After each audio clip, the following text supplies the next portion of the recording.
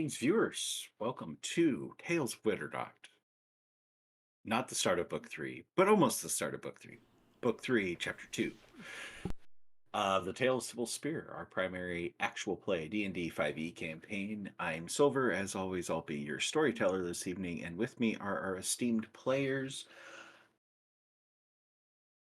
AJ, Briars, Conrad, Dustin, Ernie, Saga, and yeah, that's it. We will have no Jeff tonight, but he will be with us in spirit through somebody. We'll see who possesses him as we go. For those of you tuning in for the first time, or if you've missed a session, I'd like to encourage you to check out Book 1, Book 2, as well as Chapter 1 of Book 3 on our YouTube channel. Also, feel free to check out Thick as Thieves 1 and Thick as Thieves 2 over there, our limited series. Also like to direct you to our Discord server to join our community and interact with us. Links to both can be found in the About section of our Twitch channel. Before we begin, want to thank Smiteworks for Fantasy Grounds, our virtual tabletop of choice, Sirenscape for amazing ambient sound effects and music, which you are not hearing yet. I'll get there. Just bear with me. Discord for our voice and video, and Wizards of the Coast for Dungeons & Dragons 5th Edition, the game we play. Tales of Witternoct is not an official representative of any of these companies, and the views and statements made during our game do not in any way represent those of the companies. One of these days I'm going to do... Okay, I'm too old. I'm going to say I'm going to do the Micro Machine voice, but you guys probably don't know what that is. Like the Microsoft Sam voice? No, it was a guy who could... They call it like motor mouth. Talk That he really could just fast. talk super fast in all the commercials. Do not take if you're pregnant, dying, or Yeah, something. just won't do the artificially super fast. I'll just try and do it as fast as I can. It'll be more fun that way. Anyway, previously on the Tale of Cybil Spear. Cybil Spear, a group of 5 strangers who shared a doomed voyage to Six Bells and shipwrecked on the Norborn Peninsula, Baral. Kiesel, Zedri, Jofridir, Alfred, and Salinas banded together to take down a cult in Wickob, traverse the mysterious Dreamer's Inn, not Driver's Inn, decimate a necromancer in Ehrgard, save Maidenthorn from the Witherlord, and stop the Ashrot plague in Ashbane. Along the way, they lost a few friends and also found a few. Most recently, they rescued a young female vampire named Lonan from an unfortunate situation in Eastshore, and after a little conversation, found they had a shared enemy in the Dreamer, and she joined this merry band as its 6th member. The 6 visited the Oracle of Ashmain a few weeks back and left with some answers, but even more questions. But the session with the Oracle had special resonance with the party's barbarian Jofridir, who found too many similarities between their dreamwalk and a note he had received from his beloved back in Torsland. Sharing the note with his friends, the party agreed that Torsland would be their next destination, and off they went. With a short stop-off in Six Bells and a short landfall in Blackwell on their way to the northern reaches of Torsland in the furthest northwest portion of the known world of Witternoct. After roughly 4 weeks of travel aboard a ship, they all were thankful to reach land last session, where they quickly made their way into town, saved a young elven girl from being thrown to the guards for stealing apples, met an interesting elven fellow running a bar who just so happened to be Jofridir's girlfriend's dad, and the uncomfortableness of that conversation, as well as eventually ending up in a short but very successful bar fight at the Blue Dawn Tavern, and after which they met Jofridir's beloved Alyona, who has joined the party temporarily, at least, as the party goes and decides to head off to Snodeskal, which is Jofridir's hometown. A few other things were contemplated before to visit here in Riob Torsland, between summoners' academies and shops and temples and whatnot, before a blizzard started to move into the small city, putting everything into a little bit of disarray as the party was forced to quickly have to reevaluate their decisions and plans. And with that, that is where we will pick up tonight's chapter 2 of book 3 here in Riob Torsland. It is a little past noon, about 1:30 on the 56th day of Faderman, 296 years after the fall. As you all stand on the balcony of a third floor guest room in the Blue Dawn Tavern, I will remember to turn on the music.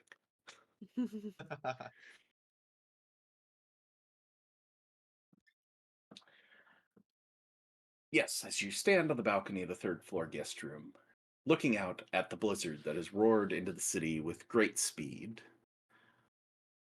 the wind whipping around you with ferocity, causing your clothes to flutter in it with each wisp of the breeze. A few snowflakes hit your bare skin,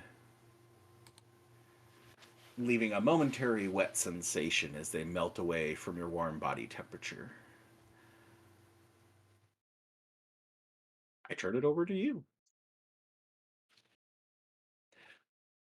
At some point in time, the sound will start. I hear it on my end. Oh, well, good. It's going somewhere. You got louder. Ooh. Yeah.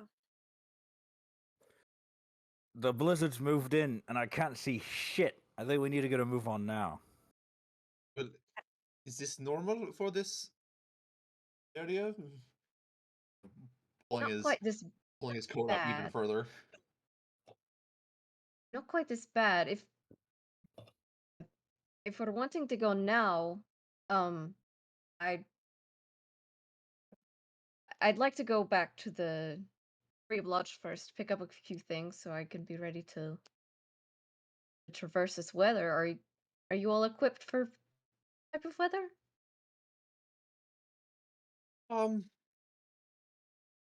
Sure.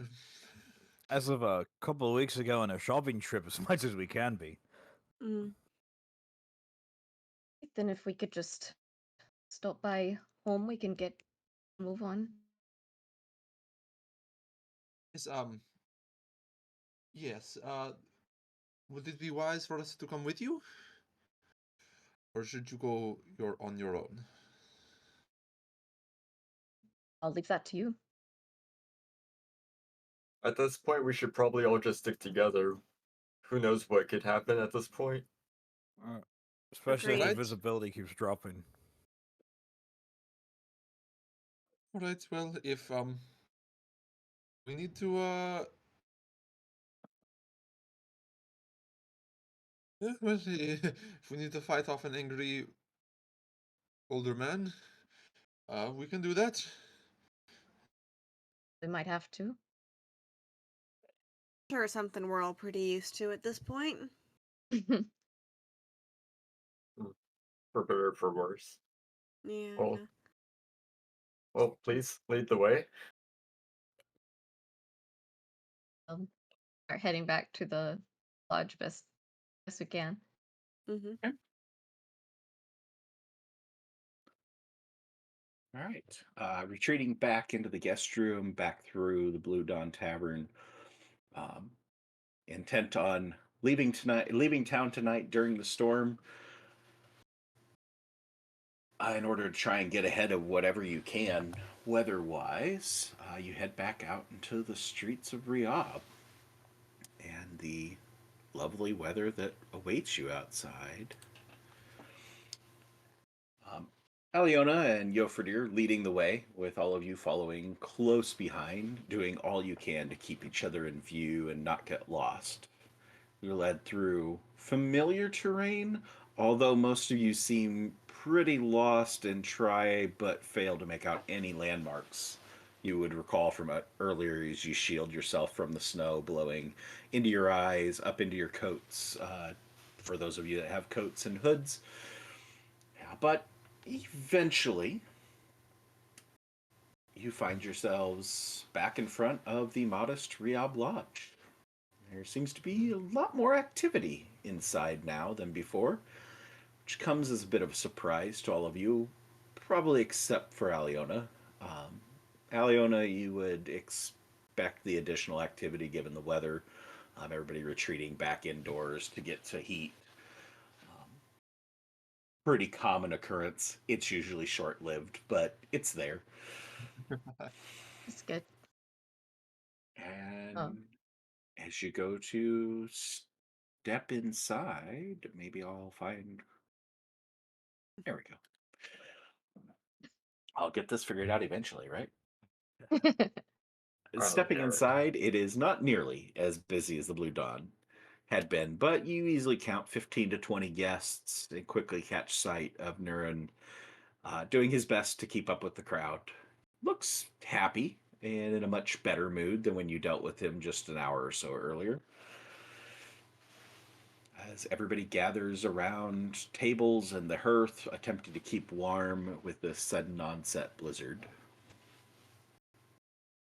Elion will turn to. It'll be just a moment. Uh, I'll be quick as I can. And she's gonna head to where she knows that her mother's stuff is. Yep. And trying to not be seen by Aaron. I don't know how busy it is, how busy he is, but if she could try to Give me a not. stealth check. Your All first right. time getting a roll in here. Yay. Nice. So, Ooh, sticking with those icy cold Ooh. dice. yeah. All right. With the 17, yeah, he is too caught up in trying to keep up with the mass number of orders that he has been without for quite some time. That he is struggling a good bit, which makes it pretty easy for you to escape his attention and melt into the crowd. And pick your way to the back of the establishment and to the fairly humble quarters that you and your father have resided in for your entire life. Guess I'll go to I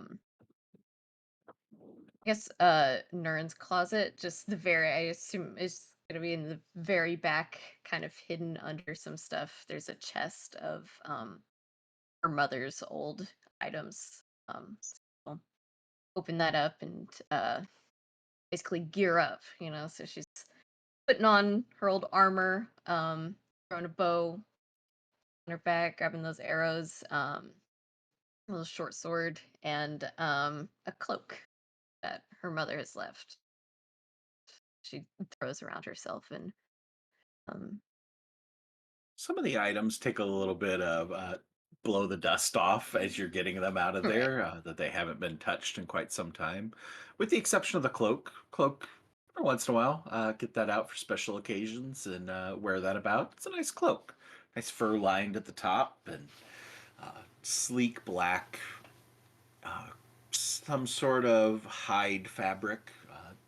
Never really known one way or the other what it's exactly made out of, but very fine attire. Much nicer than most of the things that you and Nurin have had access to in your lifetime. um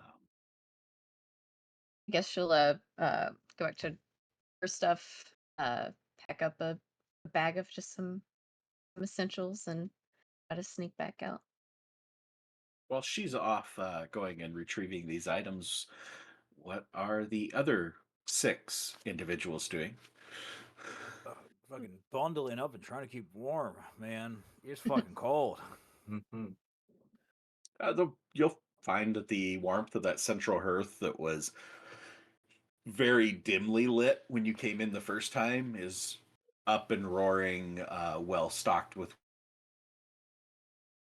wood. And making your way through the miserable conditions in the streets, this is a welcome position to be in, even if it's in the somewhat uncomfortable surroundings you were in earlier. Stepping nearer to that hearth, the warmth of the flames just melting away what's left of the snow that's on your clothes, and just kind of wrapping you up in a nice warm embrace that is very, very comforting as opposed to the frigid temperatures outside.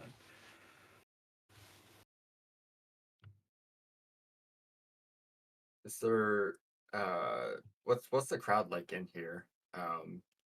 Anyone of note? Anyone look like they have anything to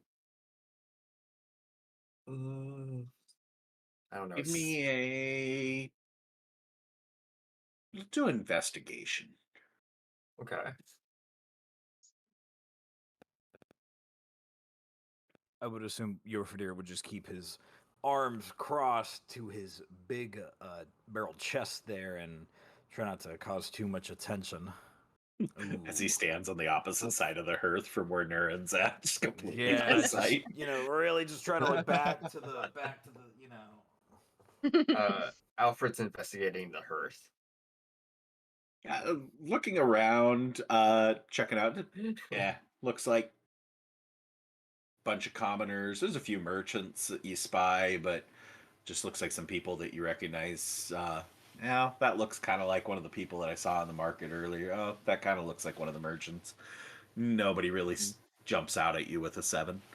Everyone seems pretty local. Yeah. Okay. No one's here looking to get the rough and tumble like at the last place, right? I hope No, not. it's a pretty quiet crowd. There's a few that are like standing at windows just trying to watch the storm outside. Most are just kind of biding their time as long as they can continue to hear the shutters rattling outside and the wind whistling through the windows. They're just playing some cards, some dice, conversing with various other individuals. Pretty quiet crowd. I will note, Alfred, you may have noted in your dice roll that it says an effect +1. Yeah. Yeah. It's unfortunately the stat block does not recognize it, and I will change it later. But in your effects, you you qualified for a certain piety thing. You finally hit 20. So as the first person to hit piety 20, you got +1 to your intelligence. And that will continue to grow if you can hit to the higher piety levels. You will get an additional, and there is no cap other than the piety stat, which takes a lot to get to the higher levels. But you have a +1, you'll get a +2 if you get to the uncommon piety. Oh, that is gift. huge. So you now have a 19 intel. Dang. I thought it would translate through. It's not, the coding's not translating through perfectly, but it's getting there. So I mean, even if it takes a minute to get there, that's really cool. That is very cool. Oh, I have all right. questions As you after all the kind of game. just like look around the room, and Alfred's attention turns back to the hearth, and Yofridir just keeps to himself. Eventually, Alyona ends up back out there, dressed a little differently. Still some of the cold weather attire, but now with this nice sleek cloak hung over top, and you can just spy underneath the coat the tips of some studded leather armor, as well as a quiver and a bow at her back, and some daggers and a short sword in a belt at her side. She's packing. Not as much as Alfred with his insane number of weapons, but Yeah, I think he needs to offload some items. which will remind you all the thing that was posted this week about having the extra abilities. If you haven't started looking at those things, they should all be added for those that have more martial weaponry. So, unfortunately, Selena Cedri, I don't know if I added the hand axe to Selena's, but I don't remember you ever using a hand axe at all. They're just there. No, I will. Salinas will never use a weapon. It's a He will- decorative he will- piece. He will pretty much never do it. I mean, by the same token, Alfred has a light hammer. He's never used that for combat. It's literally just a decorative piece as well. With these new tools, you can get to swinging. Mhm. I'm gonna crush some kids' kneecaps. Maybe not a kid. Let's maybe avoid that. Yeah.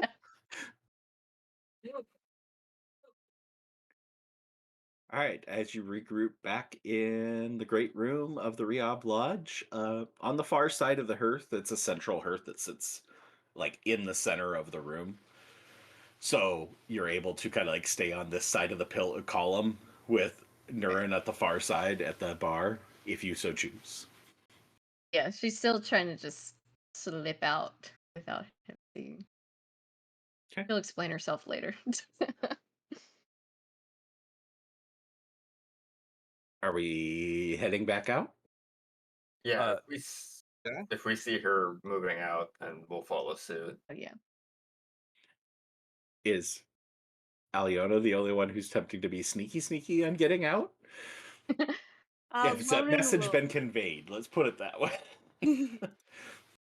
I think yeah, Alyona will just like come back to the group, kind of hiding her face from down.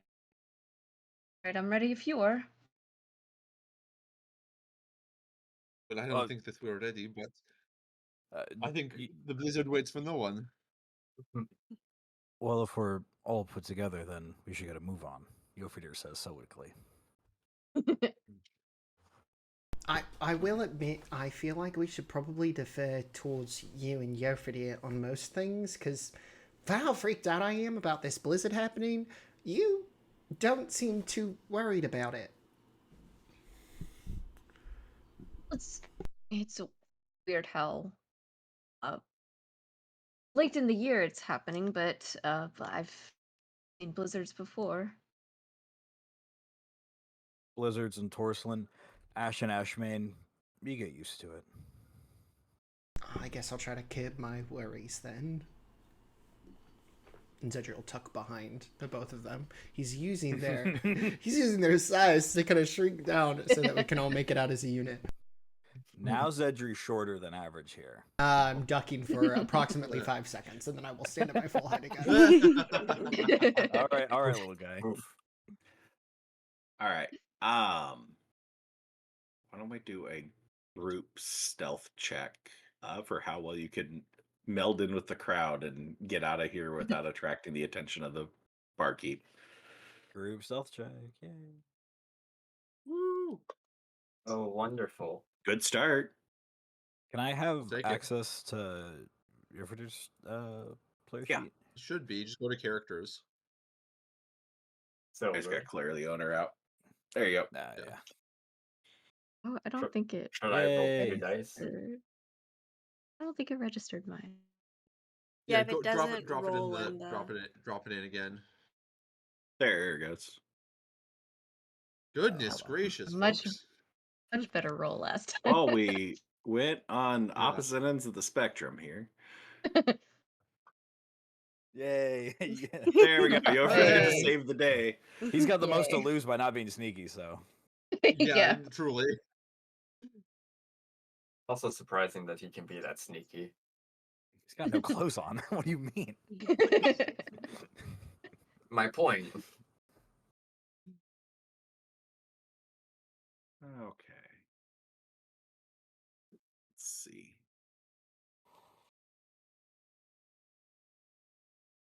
All right. I will. Nurin is not the most observant individual, so his passive is the unfortunate 10.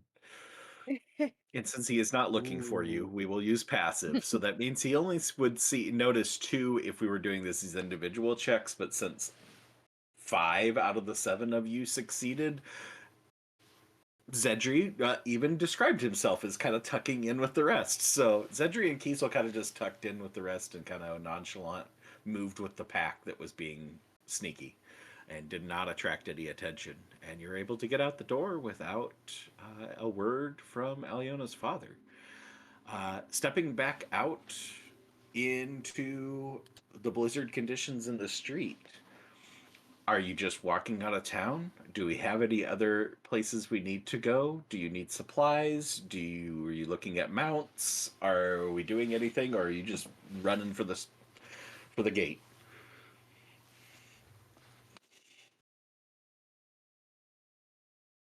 So Don't everybody everyone, speak what at are we once. doing for supplies?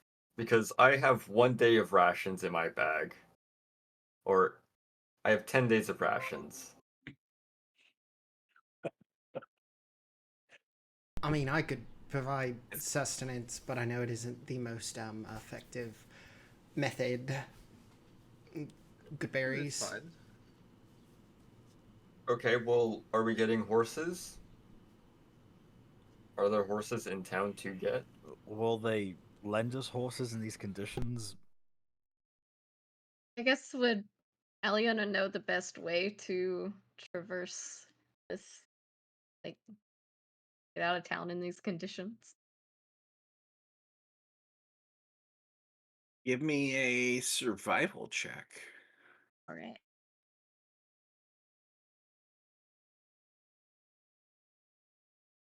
Well, Not that she has like particular information about like the best way to deal with these conditions traveling overland.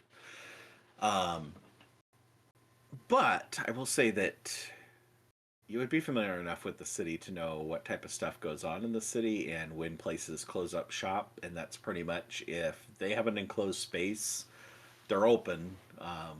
Most people live in their own shops, so it's not like you pack up and go home. So you could probably find a stable if you guys want to find a stable, and one that would be open. Just a matter of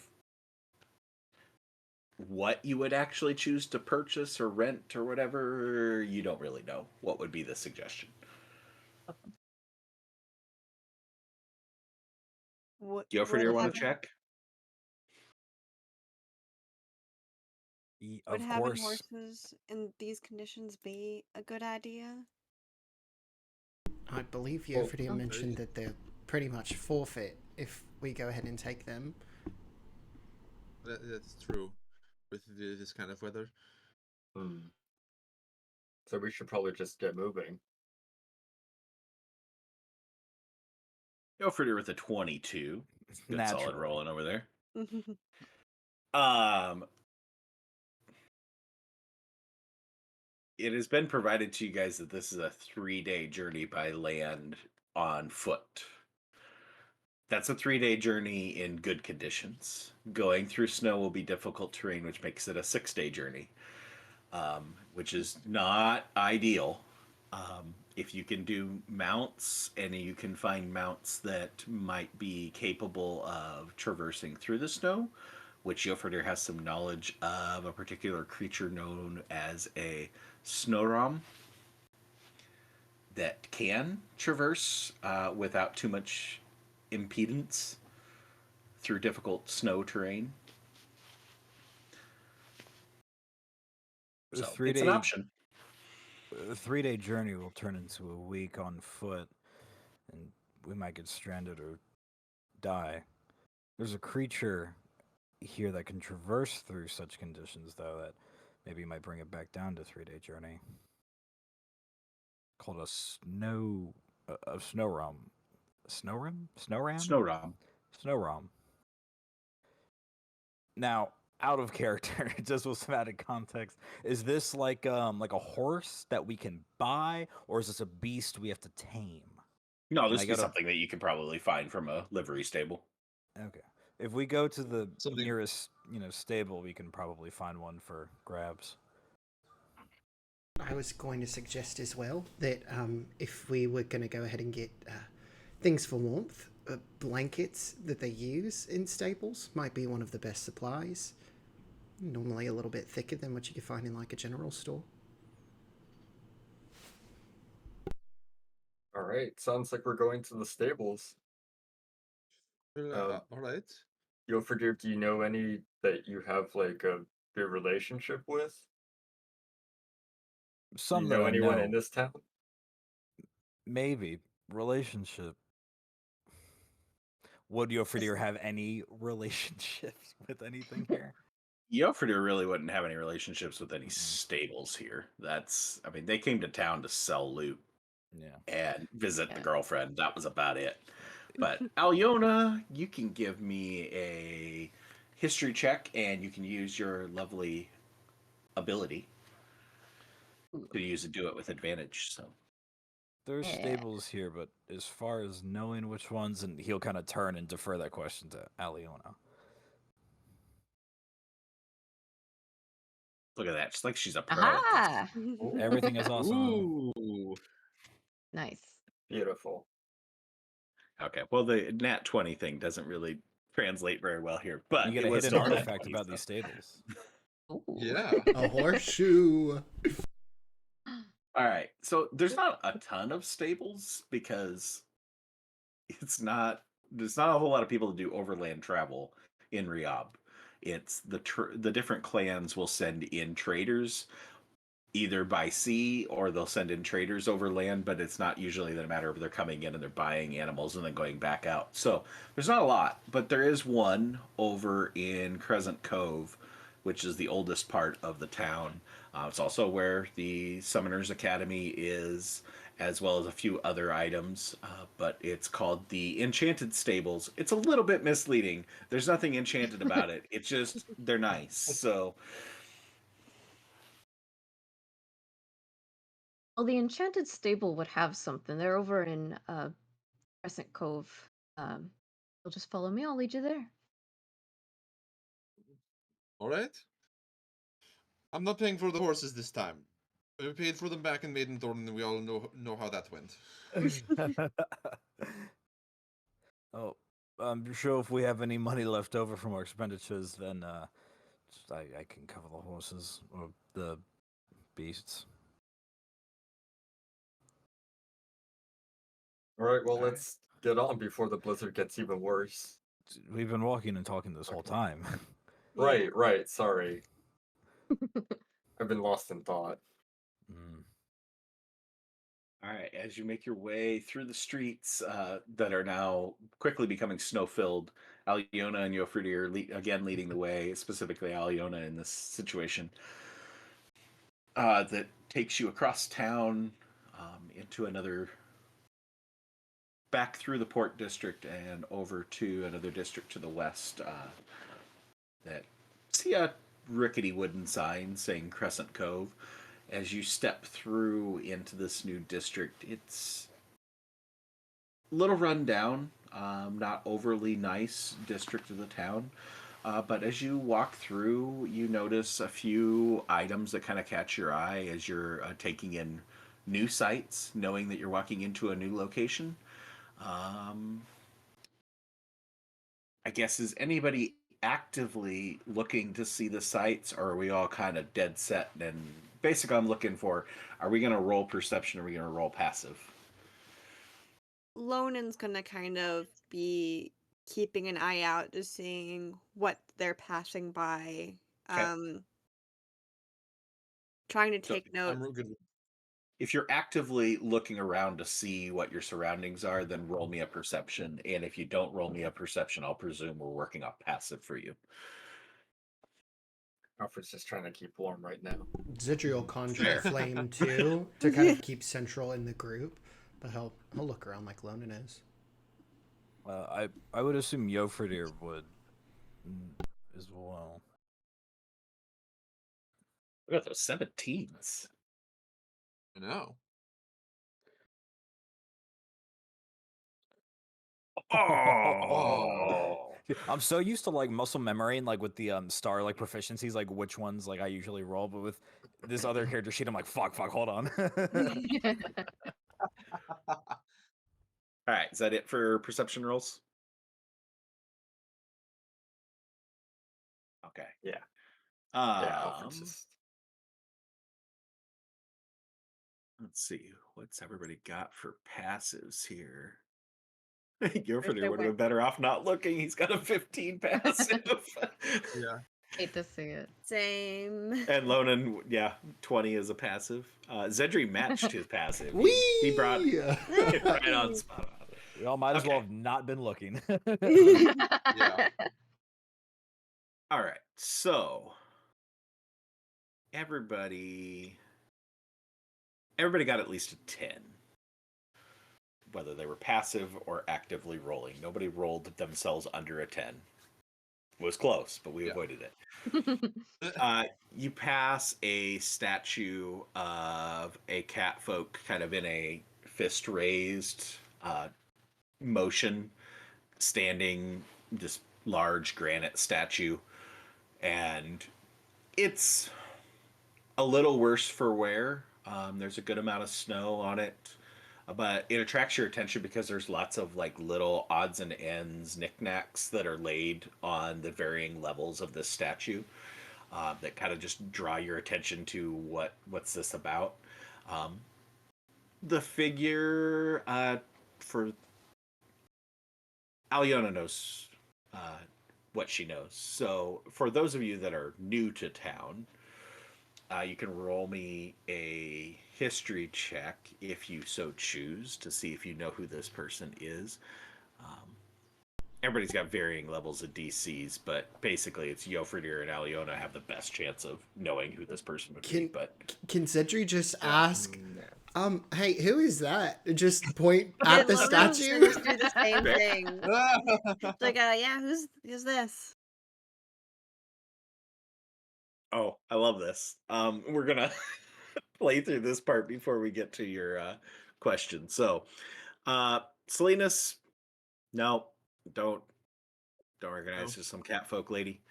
Alfred, definitely don't recognize this individual. Kiesel, oh, this is definitely Ms. Francesca of Ishnar, who helped found this city. You remember, there were some people on the ship talking about it when you were here the first time. It's Naturally. pretty adamant. This has got to be that statue. They were talking about it. There's lots of people meet up here. The gifts are, like you leave gifts for other people to come pick up. It's like a little drop-off location. Mm. Gilfridir and Alyona know who this really is, but that's up for everybody's interpretation on who they believe.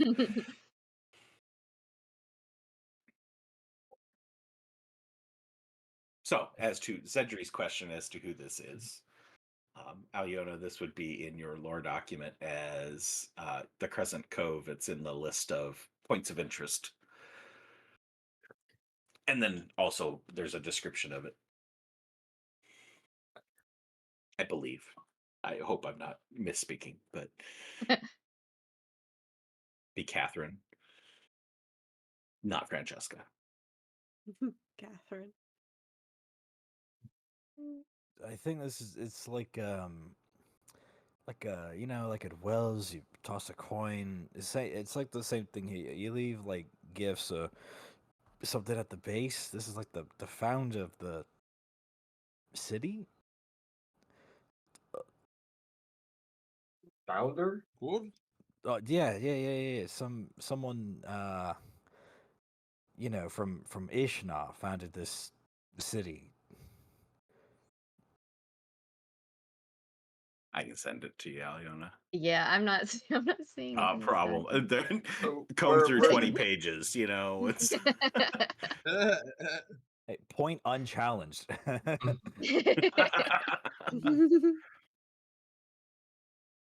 Yeah, That's I'd give something, but I'm just so light in the pocket. I don't really have anything to give. I know it's custom, and I'll kind of like shift gaze away from Alyona on this one.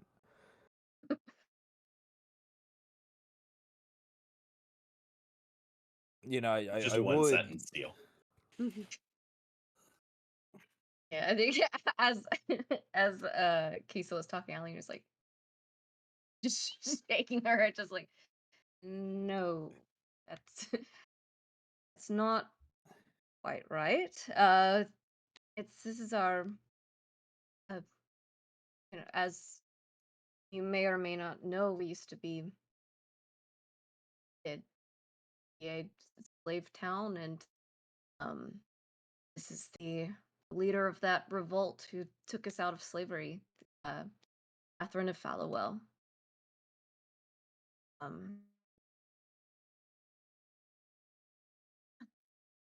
right? It's pretty close to Ishnaw still, so I wouldn't say that I would be completely wrong on that, and you You know, were pretty wrong on that. I can settle for almost. We're so. pretty You were far almost from not Ishnar, right. actually. I will note for Kiesel specifically, I love that it's you that got that role. But Yeah. Fellowell is on the new updated world map as being a city in Valyria. Obviously. Of Obviously. course. So, what are with all the items around the base? So this would be sacrifices or gifts to her to thank her for what she did. Just ways people like to honor her. Well, I think that we probably have something, and Zedri will dig into the bag of holding and take out like a small like statuette that was just tucked away back a long time ago. Not necessarily any of the deities or anything. It's everybody okay if I put this at the base? No, of course. I mean, it's your stuff, right? I think it's all of us, and Zedri's gonna like trepidatiously kind of walk over to the base, and he'll put the small statuette there. I'll take it out of my bag. As you continue on your journey through Crescent Cove, going back to the lovely perception checks or lack thereof. Zedri, as you're getting about to the middle of the district, you spot some familiar Briora imagery on the outside of a medium-sized stone building. Some symbology that looks vaguely familiar. Is it like a painting or like a relief or? Yeah, it'd be more a relief Okay. carved into the stone. You can give me a religion check.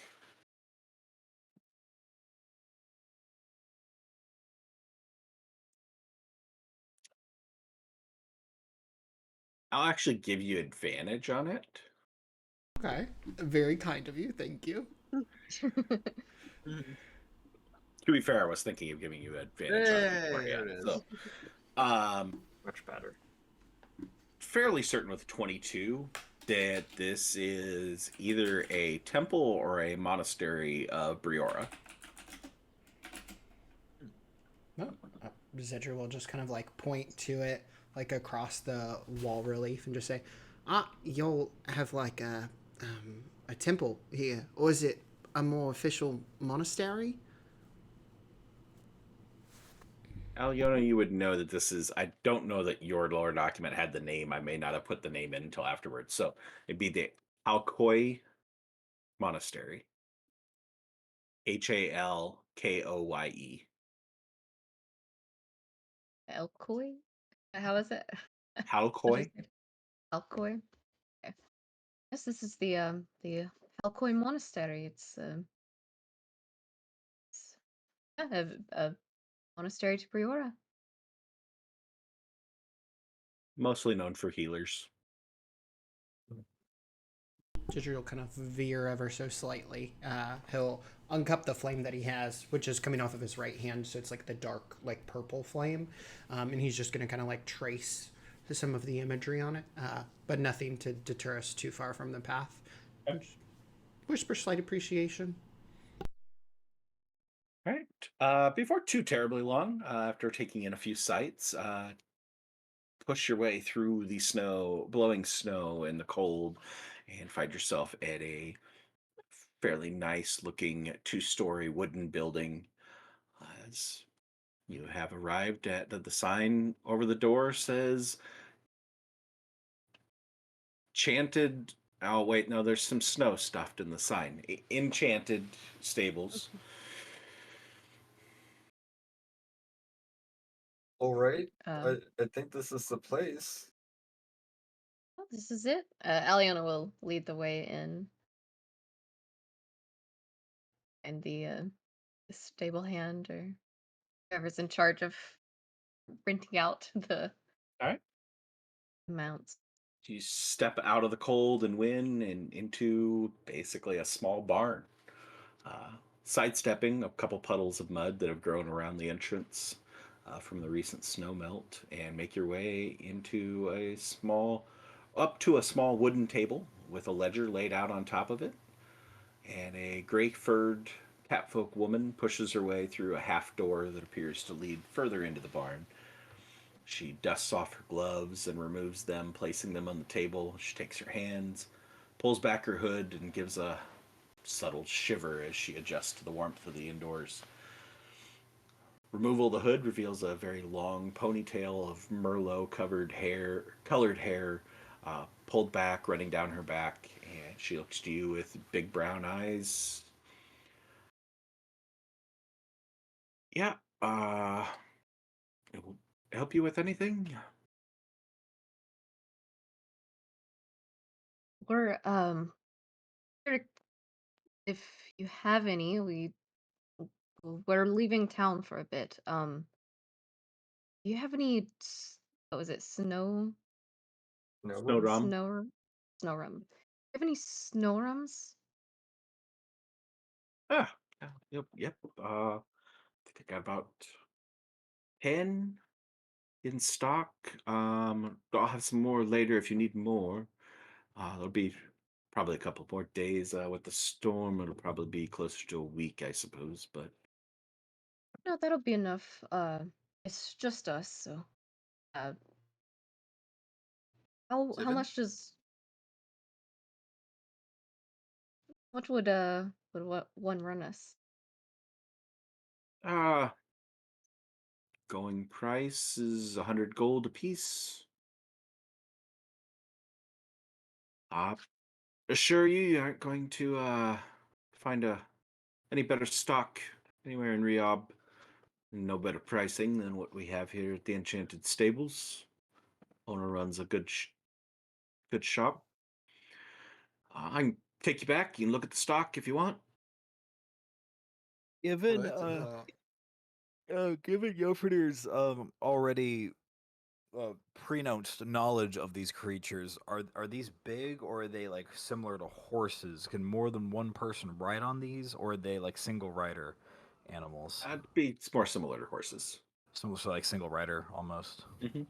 Okay. Oh fuck. Ooh, We don't jeez. have any half Ugh. people anymore, so No, we're all tall here. Mm-hmm. Well, DM. Mhm. Would Lona know with these conditions if it would be if like folk would be able to kind of make her way through the blizzard?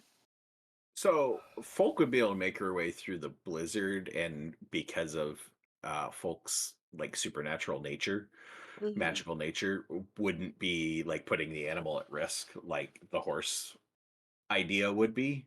So Yeah. you could definitely use. The only thing would be folk would not be adept at traversing snow, and so folk would fall behind pretty quick, Okay. as would have to be doing difficult terrain. All right. You give me one sleep, I can fix that. oh, One sleep fixes Snowshoes. everything. oh. So Yofriogo, we should do about one per person, so we might want to take a look at the stock in the back. I'm okay with that. Since we were probably looking about getting one each, what kind of additional supplies come with each of the snow rooms? Or are those premium charges? They all come fully saddled. Uh, eh, Seem like nice folk, and looks like business is going to be a little bit slow for a few days. I'll throw in a couple days feed. Speaking of, what is their primary diet? Are they carnivorous? Oh no. Mostly whatever native grasses they can find. Oh, Um, okay. Sorry, my when I heard the name Snowrim, I'm not from here. I just thought that they'd be, I don't know, more terrifying. Well, come on back. And she grabs her gloves and starts to head for the little half door that she came through before, just like motioning for you to follow along. So I shall. Well, yes, if we're buying a larger amount, uh, do you think we get a sort of bulk discount? I mean, how many are you looking at buying? I think 7. Right, all 7 of us Unless here. Mm-hmm. I unless might kind of be dresses up. able to make a little bit of a deal. All right. No, unless you are going to opt out for folk. I I don't think she'd do so well in this weather right now. Fair enough.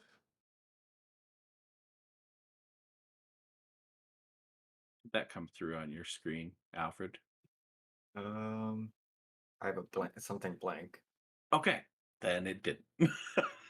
It says preview, and then I have 4 buttons. Yeah. Let me try something here. I wonder. There we go. I got it. I Nice. got a picture. Ooh. Forgive me for doing some AI art. I am not this skilled, so No one's blaming you for not commissioning out every single piece of um like every animal that Oh. comes in the world. It's a snow Oh. ram. Nice. Oh. I get it. They are very fluffy. they They are. are. I love it a lot. Salinas feels a weird kinship to them. Is it gonna be weird for you to ride one?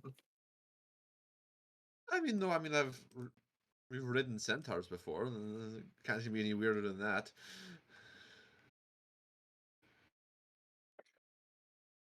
So, 7. Yeah, 7 of us, and we'll probably also what other supplies do you have? We'll be happy to pick up some other things. I mean, just probably set you up with anything you'd need, at least of this type. Is there anything in particular you're looking for? Um, Sidri, I know you were looking for tarps or blankets. Yeah. If you have any like dense blankets, anything, maybe similar to what you would like set a saddle upon, just that we might actually be able to use if we end up having to rest. Yeah, I suppose I could probably find a few uh extra bedrolls, blankets, so whatever you're looking for. I mean, we got a limited supply of barding if you're needing more armor type for these. That runs a pretty good price. Uh, I can set you up with additional feed if you need. Um, I can swap out the saddles. They're pretty basic. I could put on some nicer ones if you're looking for something a little bit more fancy. Or saddlebags if you're needing some storage compartments. Um, Or we is do there have a anything? few smaller wagons if that would be of interest. The snow rams aren't necessarily great with pulling wagons, but and if you're planning on heading out shortly into the storm, I don't know if I would necessarily advise wagons being the best transport, but Alfred will Yes, I look think down. Uh, is there anything that you would suggest for my dog here? Want to keep her, tucked safe and sound as we go across. Got a sled? A sled. Would you ride on a sled?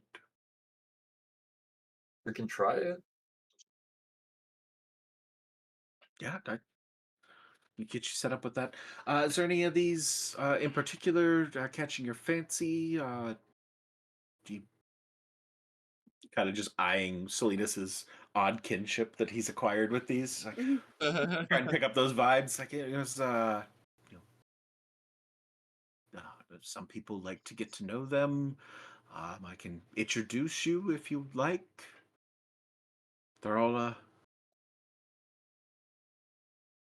good workers. Do a good job. Pretty pleasant demeanors. Not too much trouble. Oh, well,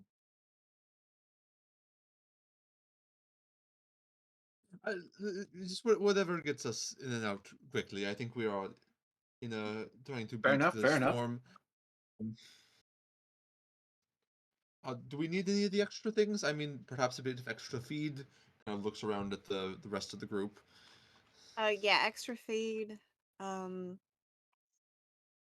blankets like our Fireheart friend mentioned, and I'm Sure. sure Cybil would ride on a sled if we can hook one of them up to the snow rams. Yeah, I was thinking either that or maybe one of the saddlebags would be large enough for her. I don't know. Perhaps. Not quite that big. Your dog's a little bit bigger than that. Darn. If Sybil was a Chihuahua, sure. Maybe a Corgi. German Shepherd, probably pushing it. Yeah, at least she's warm. We got all these blankets, right? All right, so 7 snow ROMs. How many blankets? What do you all How think? much is a blanket? Typically 5 silver a piece. Oh, we can take like 7 blankets. Yeah. 10, Perhaps, 8. perhaps with these Let's take an extra one for each. So let's take 7. perhaps, perhaps with the extra the bulk discount, perhaps we can throw the feed and these blankets in for free. We're buying 7. Give me a persuasion check.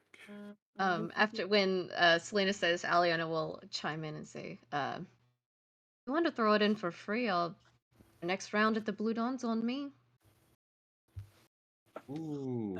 All right, couple we'll of kick you weeks, to sure. advantage. We'll kick you to advantage for that. Home field Great advantage. leverage. All right, so we got a sled, 7 blankets, and 7 snow ROMs. 7's our lucky number. I just rolled a dice instead of doing my persuasion. Oh, I was very scared It's for like, you man, for a that was- second. I don't think you can physically get that low. No, I have a +9, so it would be an 18. okay. 18.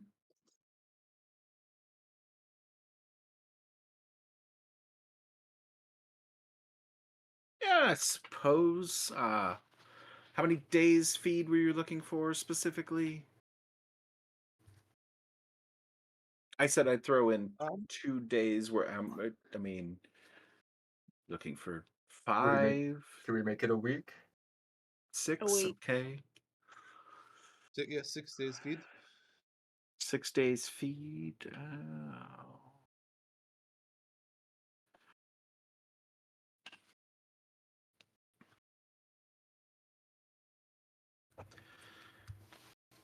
Yeah, that's.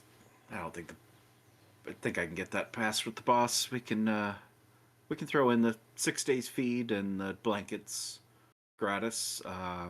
Be 720 gold for the rest of it. Sounds lovely. Does everyone just want to pull 100 gold? Yeah, Lonan will. So 10 platinum equals 100 gold, right? Yep. Yes. Yeah, so Alright. Lonan will put down. Aliona's just sitting there like, what? Yeah, These guys got she's money. like looking at her point first and be like, I think Yofridir better buy. I think across Oh. the party, everybody has know- like a very different way of taking out their money because we're all at very different places financially. Yeah. Alfred's I like think looking in go his for pack your and he's deed. like, Lonan will put down a 40 platinum. If anyone else wants to put down any. Kiesel will I put down 10. yeah, Kiesel will match the 40 platinum. Zedry puts I gold. think. Wait, Damn, I think y'all. that's way too much. Is Over. that way too That's much? 900. That's way Yes. too much. 900 gold. Fuck. We're way past. Pips. Well then You've I'll more than top up. paid for the free stuff you negotiated. Yeah, so we're Yeah. So I'll just So we're then at I'll meet 500. remember, Well, tip then your I'll- bartender. I'll meet whatever Lona puts down. I'll meet to match the total price. I won't overpay. I like getting free shit. I mean, it's So free. then Who's paying for Lonan it? and Kiesel are paying the entirety of it then. Not Yeah. Yofridir. Yeah. Or Yofridir, sorry. Yeah, No. Yofridir should be paying for this. He has No, so no, no, much no, no, money. no, no, no, no, You no, don't no. rob the It man is. blind when he's not even here. It is. But I know. Kiesel said he would cover. So Lonan beating him to the punch. Fuck it, I'll go splitsies because that's a lot of that's a lot of coin. Okay, I'm re-adding mine. 320 more gold if Lonan's putting down 40 platinum.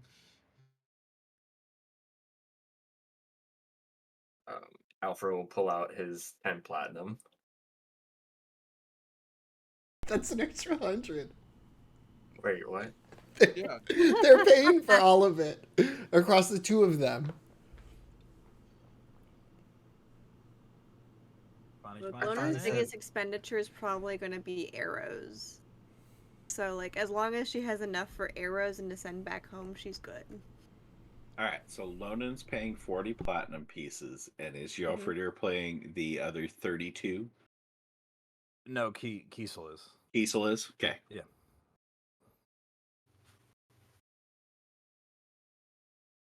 Yofridir found himself some really good friends that pay for everything. He seems Yeah. like he's making good life choices. Hey, Yeah, Aliona's just like, adventuring pays well, it seems. he'll just look to her more than you know. It can and it cannot. It depends. Looking this good on all of us hasn't been cheap, but coin is in no short supply out in the world.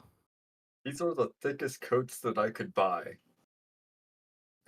I could not find anything warmer than this. And this, we didn't. This isn't some bargain bin either. We really did our research and homework. This is, well, I mean, it's not top of the line, but it's, yes. Oh, it is. This is. Ah. Alfred, you feel I really this? think you might need to be. Yes, Alfred, I think you might need to look into something about your blood circulation if you're still cold in that cold. Quite frankly. You might be anemic.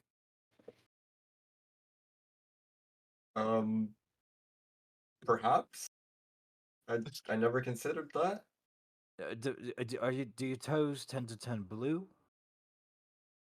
No, I'm still red all over.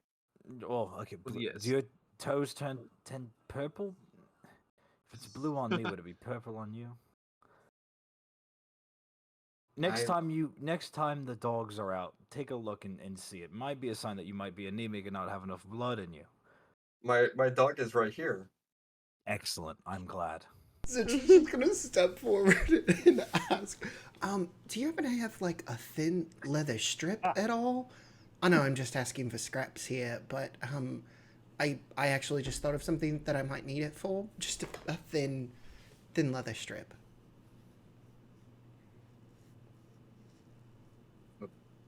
Yeah, I Uh, suppose. Leather strap. Is that what you're looking for?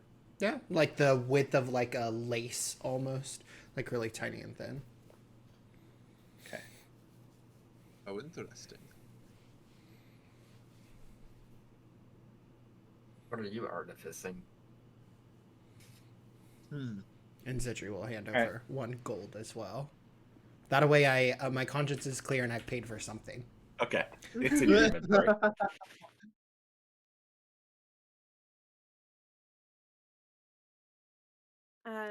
What are the names of your snow ram that were taken? If they have names.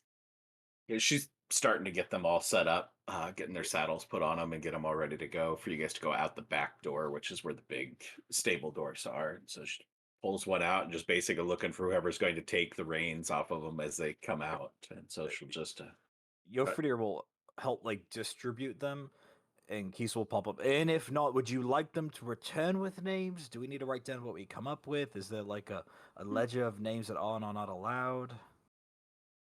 Return. they're living beings that have names. That's their names. What are they?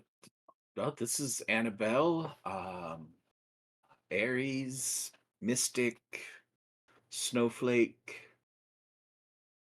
Ivory, Moonspark,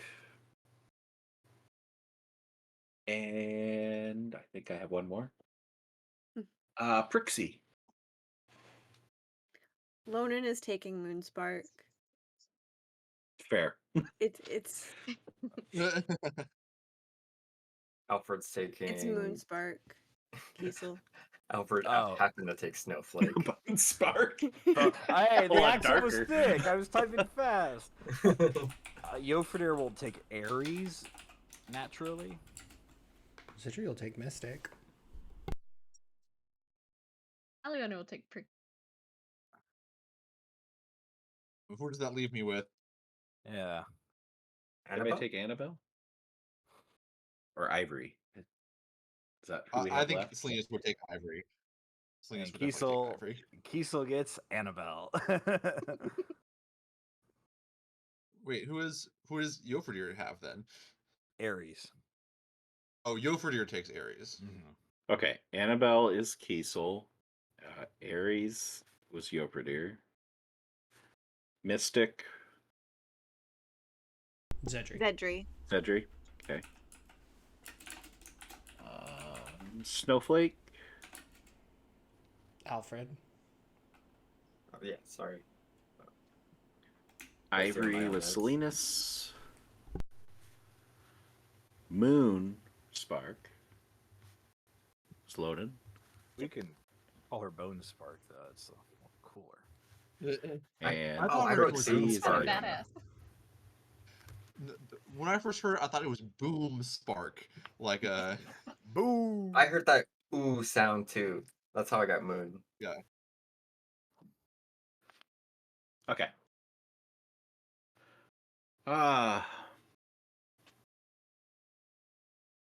Yeah, should be everything you need. Just stop. She loads the feed and the blankets on the sled. There's a nice place that Cybil could probably sit on top. Nice. Definitely.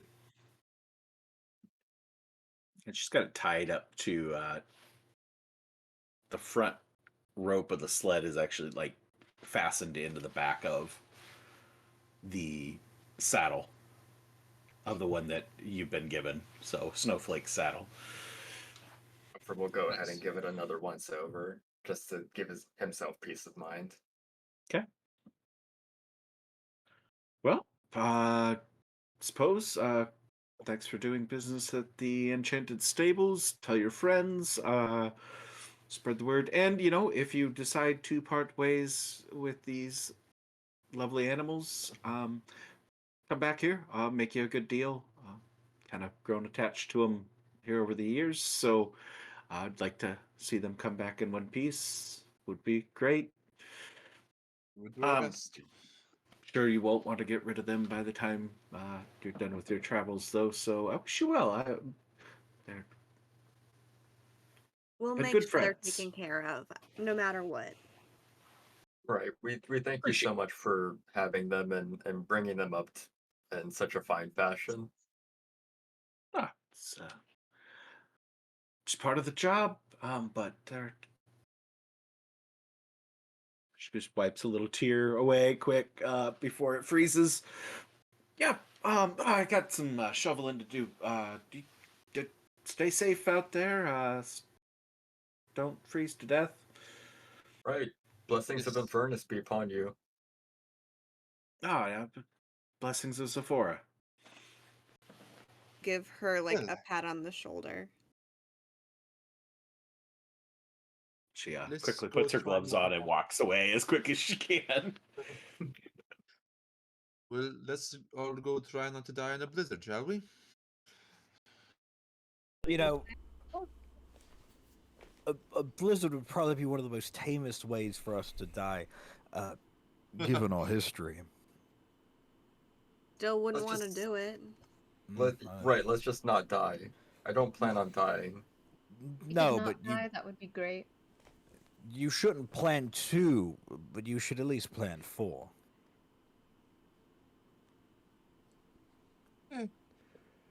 Alfred will begin And to let's be get on top surprised. of Snowflake. Surprises are Aliona's nice now Aliona's now wondering if she should have left her dad a note. too. You were at that table for a long time. Yeah.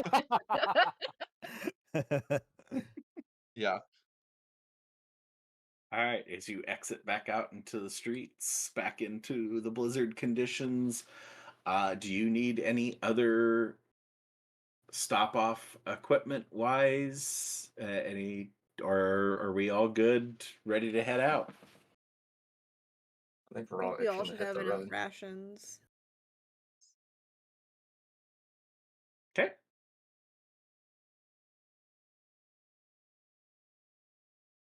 Said you're kind of nonchalant up there with it. Maybe. It's give me as Alfred said, just a night. All we need is a night. All right. Sleeping makes everything better.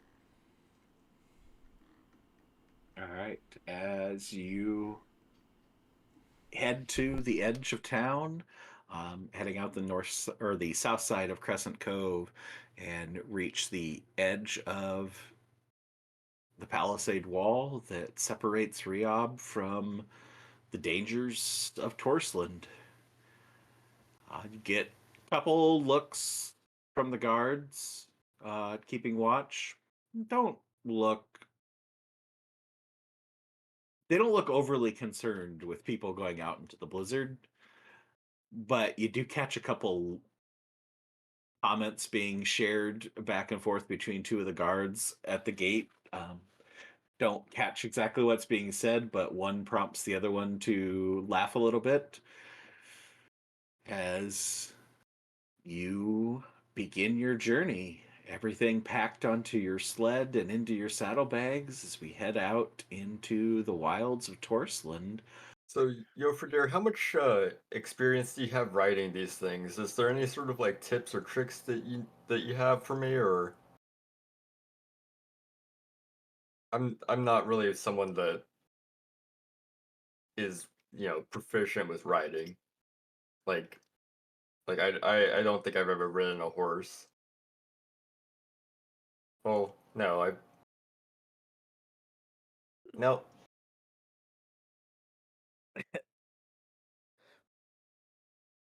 Well, if you've ever ridden a horse, it's kind of like that. Like- We've ridden a horse before. Right. Back it up a little.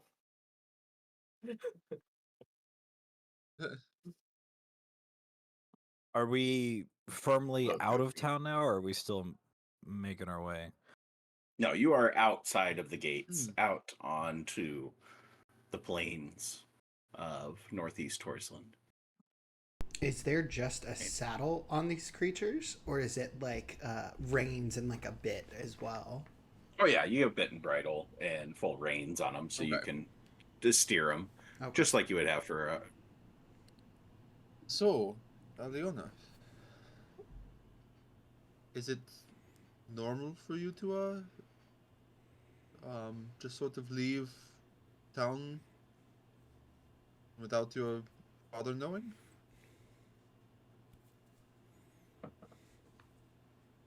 No, I'll say this is normal. But if I told him, I probably wouldn't be coming. So here, it'll be fine. I'll talk to him later. Better to ask forgiveness and permission sometimes, right? Is that right? Better. Worked for me so far. He's No one- probably Go ahead. he's probably safer with the hearth than out here, you know. Anyways, Well, I don't think he would come with us. I think no. he would just say Well, certainly not. for her to stay.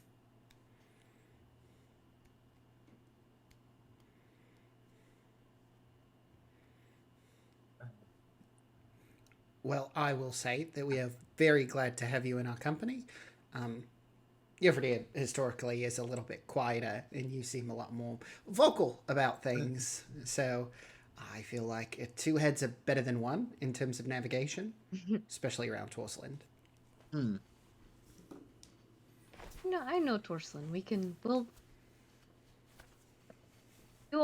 you lot will be good with it. I'll be the voice for both of us.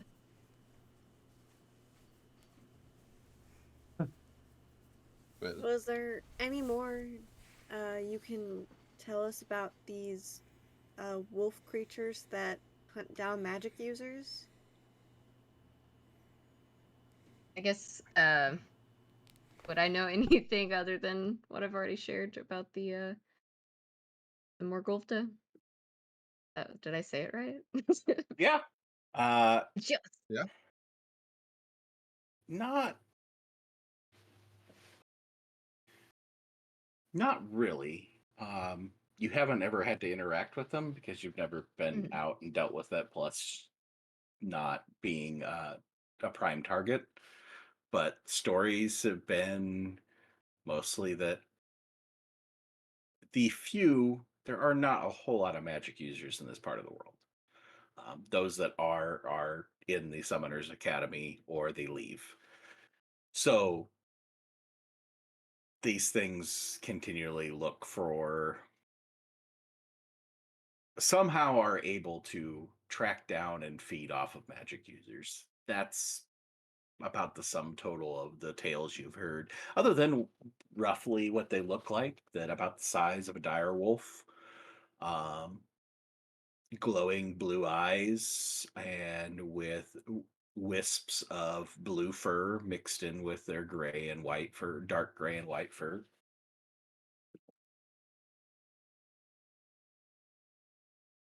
No, unfortunately, I don't know much more. I don't really come around. I haven't seen them much. Uh, they're big. They um, glowing blue eyes. Hopefully, it'll be easier to spot. But Mm-hmm. nothing about anything special they do other than hunt down magic users. I will add one extra note, and it is the howl they have. It's got a little bit of a high pitched whine to it that's a little out of the ordinary, that but it allows different travelers have told you tales about, when you're dealing with, there's wolves out in the wilds versus you're dealing out with McGrovda. But from what I hear, their howl is quite unique. We'll be able to tell if one's near. Mm-hmm. Well, I'm just going to call it now. We have too much magic in this group to not Well- have to deal with these things if they're out there attacking. Is that hunting by magic stench or by magic sight? Do they have like an innate sense, or do they need to see it? You know, if somebody has like a fucking fireball and we'll have like a whole clan of those things on us, or could they smell us from like a couple miles? I couldn't tell you. They I only know they want them somehow. I don't know their uh, biology. I Sure. the glowing blue eye is now. I'm picking up your accent. Gosh darn it. Glowing Happens blue sometimes. eyes?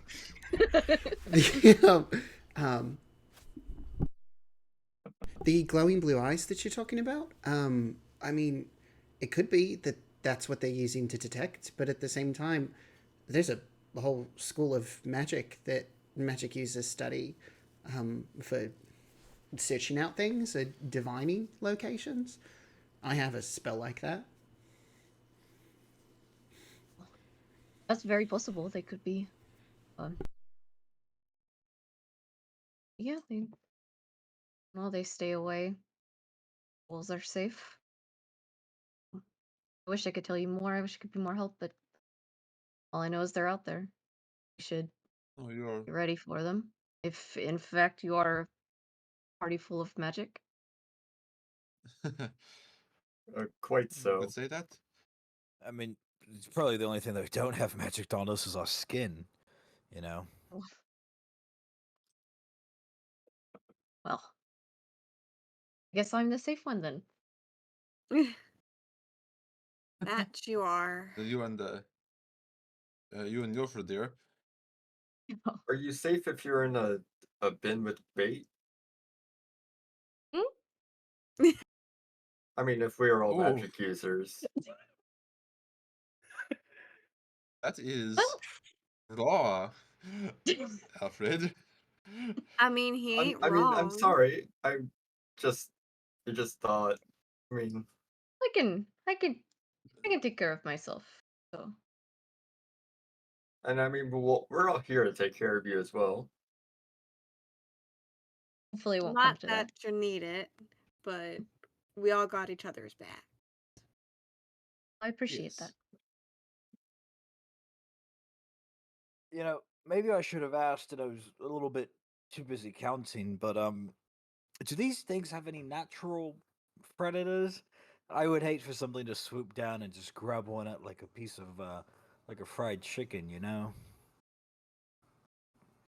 That's what I know if they do. As to the snow roms having natural predators or the lands, what are we looking at?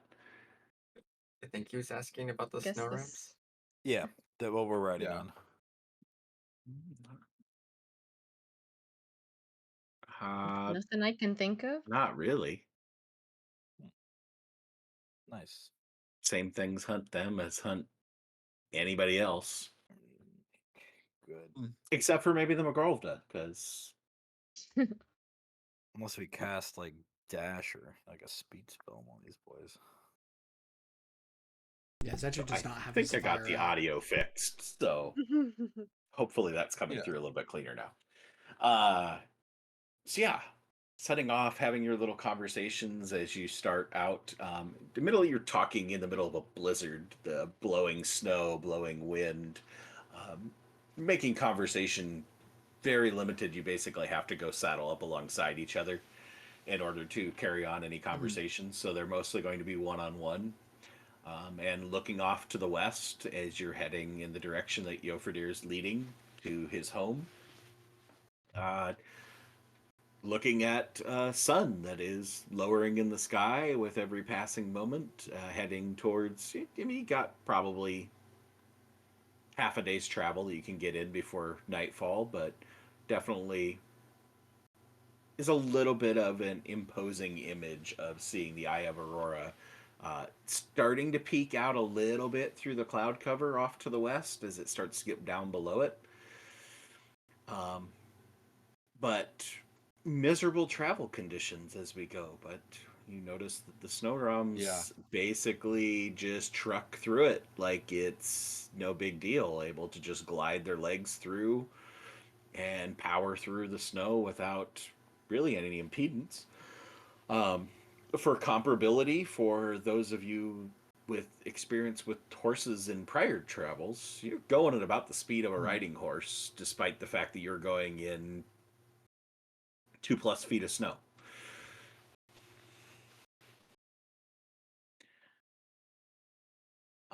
There's really not any opportunity. I'm not going to make you pull out your land travel rules stuff that we typically use. There's really no ability to go try and map anything in the middle of a blizzard or forage or hunt or do anything. It's just mostly get as far as you can. So Mhm. for this leg of Yep. the trip, it is just time passes. Any conversations that you guys wish to carry out, I'll let you Yeah. continue those. But otherwise, you just continue traveling until you start getting to sunset. What are I'm actually very curious. What are the light conditions here in the environment that we're in? Are we getting to a point where snow blindness would be something that affects us with, high No, reflection? because you No. aren't getting a whole lot of direct sunlight getting down to the Okay. snow. Snow blindness really isn't kicking in. Mhm. Actually, this is about as it's almost pleasant travel conditions from a degree for Lonan because of her sunlight sensitivity. This is not Oh causing yeah. her problems, surprisingly, Nice. because she's not getting direct sunlight on her, and because her situation is not like the drow sunlight sensitivity where you're not accustomed to being out in the light. It's more so her skin is more allergic to the light and causes her to be in bad situations, which we really haven't had to explore She up to this point. she has a hood pulled up. She has gloves on. Like you guys can like kind of see like her upper face a little bit, but she's hunkered down. But yeah, It nothing for snow blindness, nothing for like bright light glinting off the snow at this point because you're still under the cloud cover of the blizzard. Yeah, I mean, at this point, I never actually had. I was thinking about it, I never did, but I'm just gonna pull down on my cap and pull up on my face mask. So the same thing, kind of just eyes peering out, trying to fight against the snow. Zedry's grabbing one of the blankets, cutting a slit through it. He's gonna full on poncho this. Ain't no way. We have these amazing blankets. Why waste that? Put holes in Alfred's following suit. Yeah. He looks like a mummy now. He has a lot of layers. He's now warm. Slingus is gonna ride up alongside Lonan. Um. Ah. Well, no better time than the present. Um, we were talking back there in the village. How much do you know about dragons? I mean, it's limited. It's whatever kind of was like, I don't know, forcibly put into my brain when I first summoned folk. Um, Oh, it's like I that is a know little that. bit uncomfortable. Oh no, it's very uncomfortable. But I guess you know, Noctalis wanted me to have her, so I'll have her, and I love her dearly, and honestly wouldn't have lived this long without her.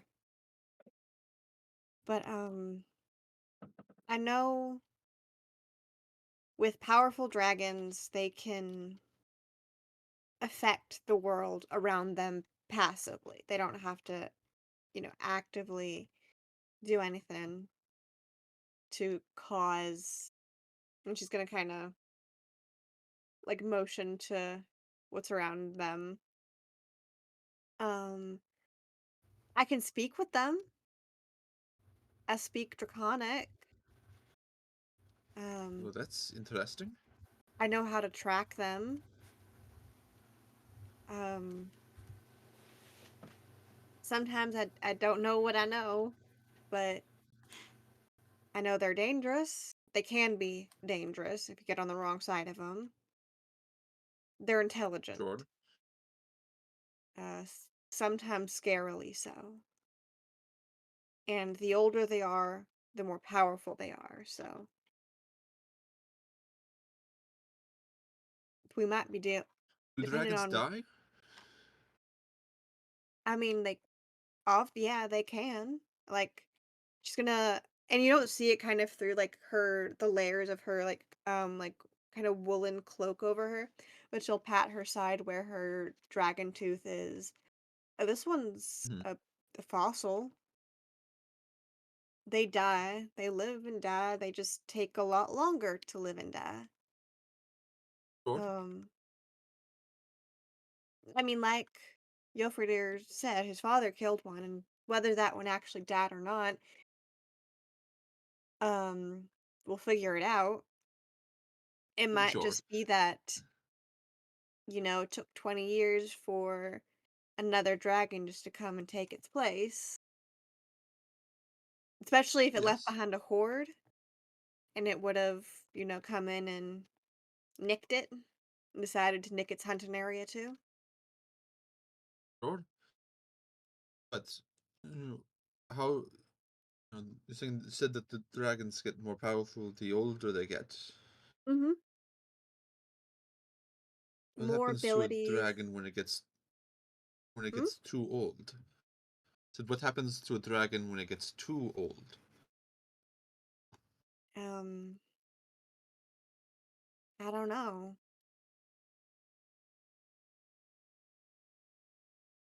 I guess they might die of old age eventually, but I imagine that would be a real long time, and they just get bigger the older they get too, so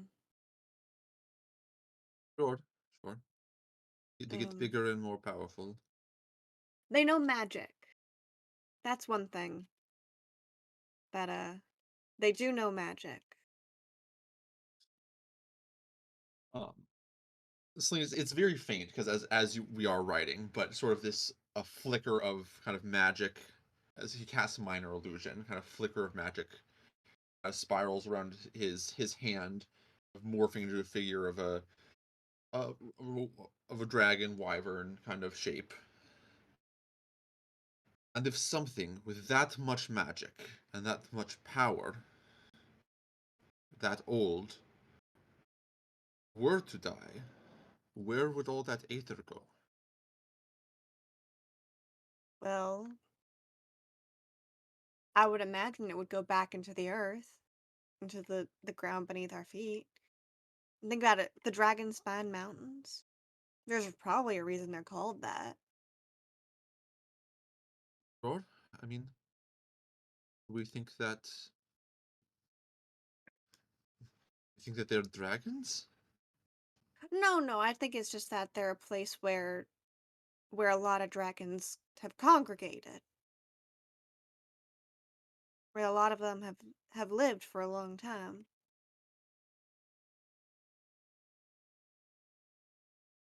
I mean, they might be. I wouldn't want to see one that big.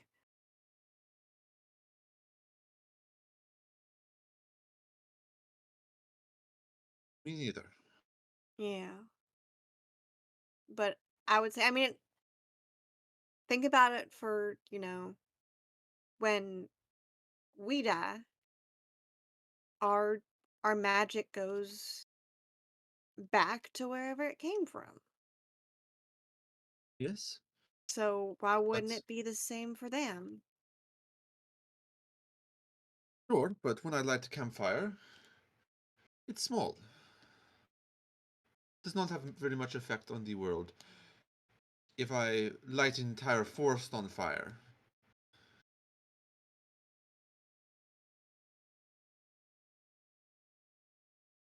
I don't have that much magic. Something that ancient. I just don't know. Sorry, I don't mean to. What are you getting at? I mean, I doubt these dragons are going to be that powerful that we're dealing with. I mean, I agree with you. I don't. Just gonna look over at Yofridir. I don't particularly want to kill them. I think there might be a way to. I don't know. You're convincing. Maybe we could talk to them. I don't know. And But if they're reasonable, If there are dragons nearby, I don't think they would be very friendly towards us.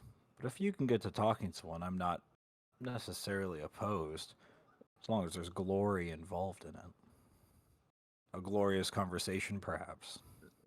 uh, well, Lonan's gonna just like I don't. shockingly look back. Like, I didn't mean for you to hear that.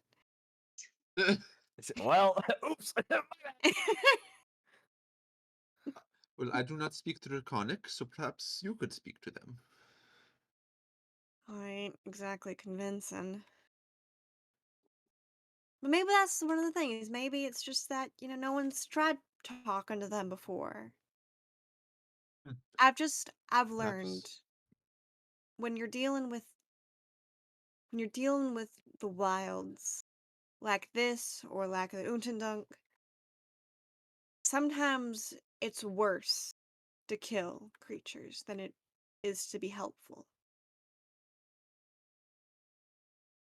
Like sometimes if you accidentally kill a like I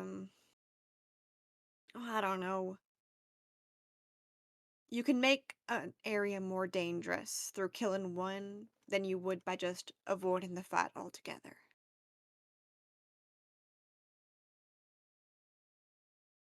I hope you're correct, but I don't think we're going to be avoiding. I don't think we can avoid what's coming for us. That was very ominous. uh, sorry, I don't. I don't. I'm still puzzling over something. Don't mean to worry you. I mean, if you want to share it, I'm a good listener, I've been told. No, I appreciate it. I appreciate your knowledge. Um, Hopefully we can learn more about these dragons soon. I would absolutely like to.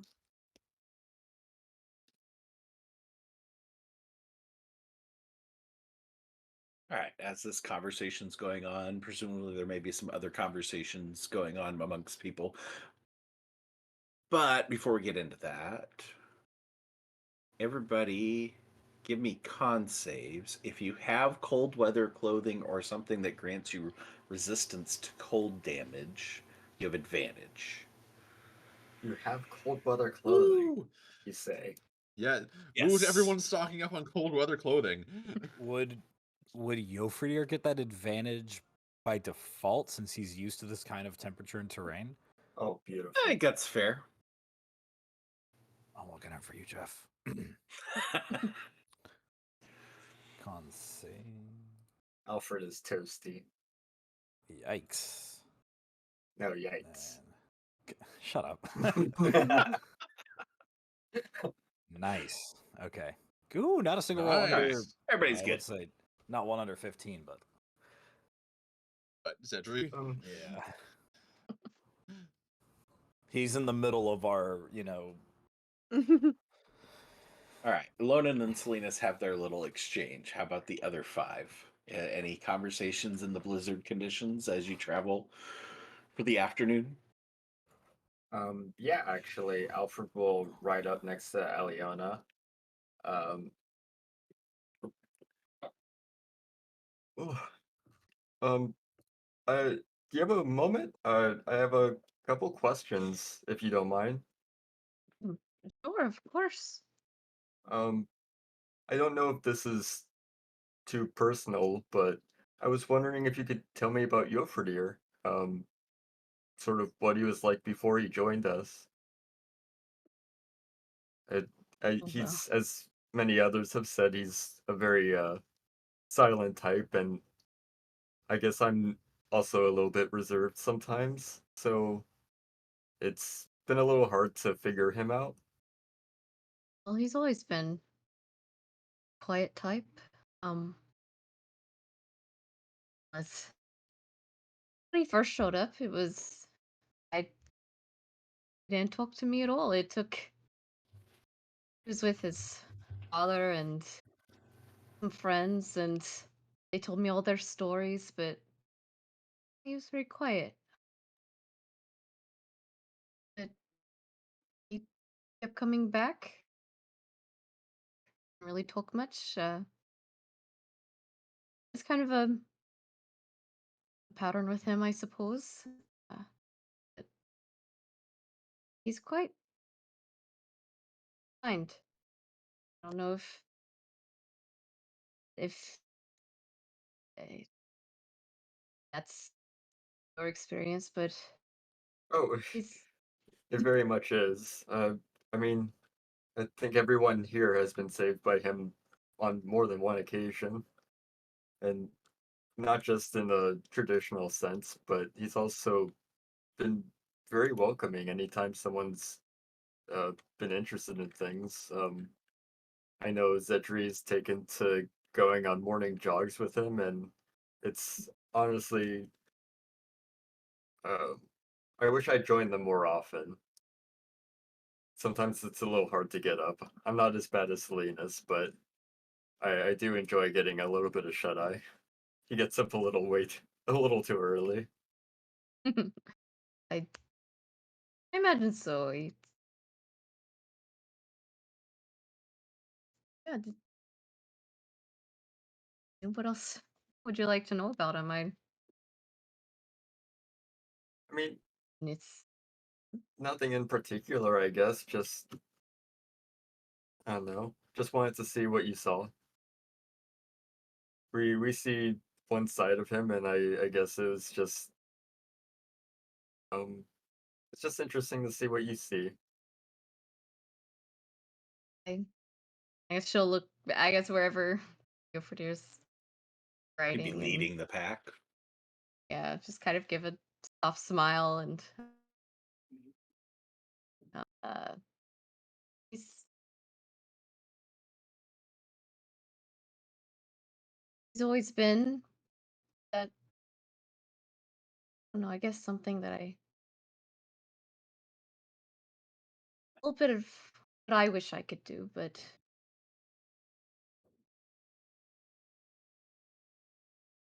no, he's a good man. Despite what my father might say about him. Do you think he'll ever come around? I don't know. Well, you can hope, but he's just. He reminds my father of a difficult time for him, and I don't know if he can get past.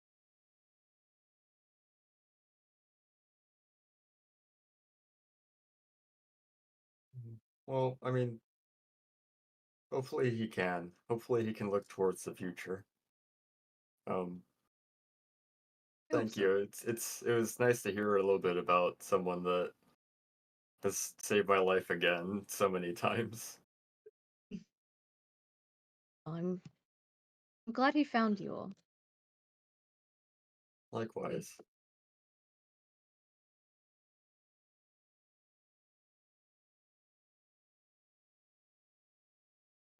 Where are you from? I've never. Uh, sort of- I've not Me? many types of people come through town, but Oh, guess I'm I. from Eagle Fall. Um, it's not the largest of towns, but it's a relatively hardy shipping um center as we have set down shop. There's a wonderful artificers guild. Oh, you're an That's artificer. right. That's where I learned my trade. We have some of the best in all of Baral. Um, It's where's that from here? I suppose well, quite a rather bit. far south. Right, right. So, um, a lot warmer. Um,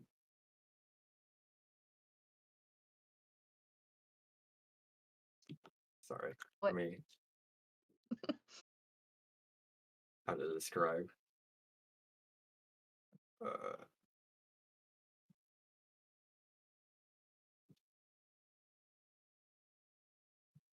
We got a World map. map.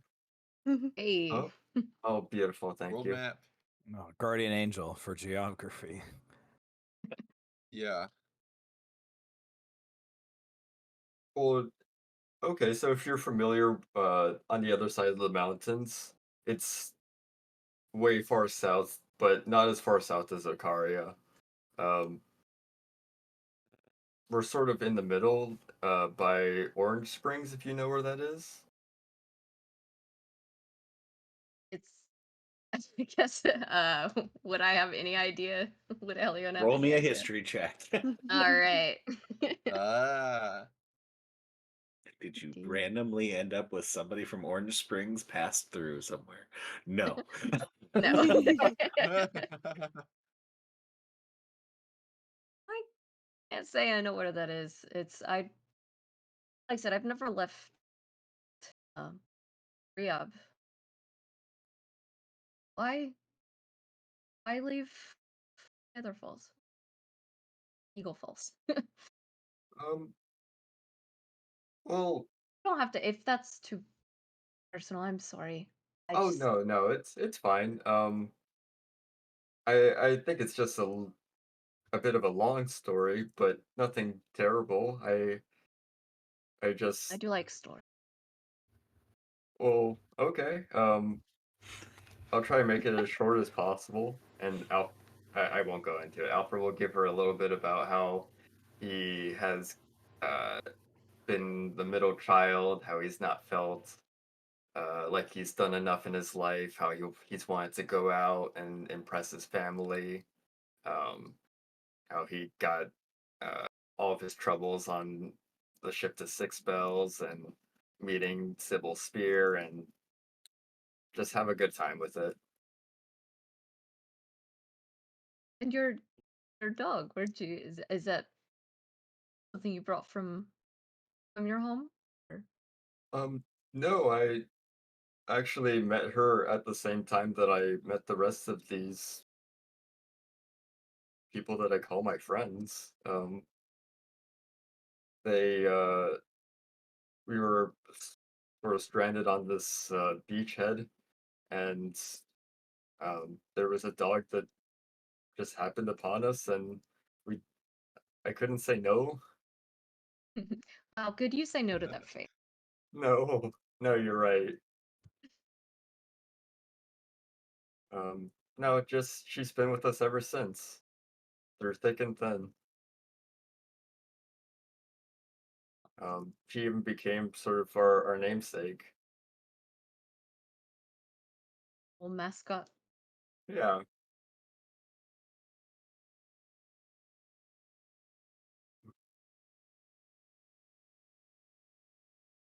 Anyways, I think. What about the rest of the group?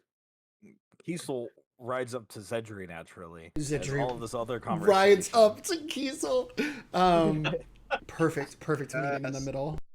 Yeah, Were they bonk heads? almost. But the Yes. rams, their horns kind of, you know, nerve endings and all.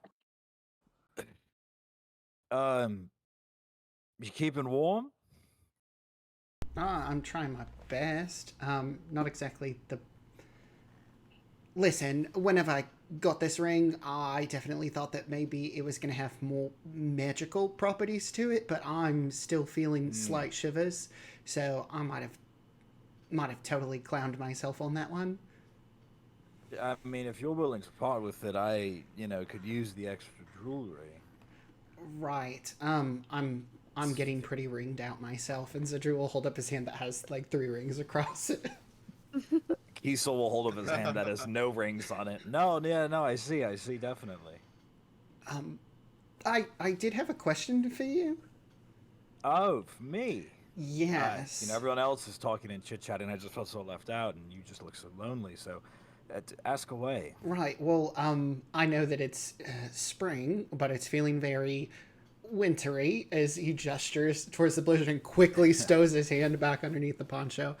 And, well, last winter we were on a road very similarly, and you had showed me some sketches that you had worked on. I did. Was that one of your sisters that you were drawing? It might have been. It just feels such like a long time ago that I couldn't tell you. Wait, Zedru will pull out his notebook, and instead of pulling it out, he's actually going to duck his head underneath the poncho. And you just hear like a very muffled, like, "Give me 1 second." Before he pops back up, and he says, it was like a ballet pose that you drew in. No, don't think that was one of my sisters, actually. No, not one of my family members. You were just drawing random women? Not random, but different. Yeah, you know,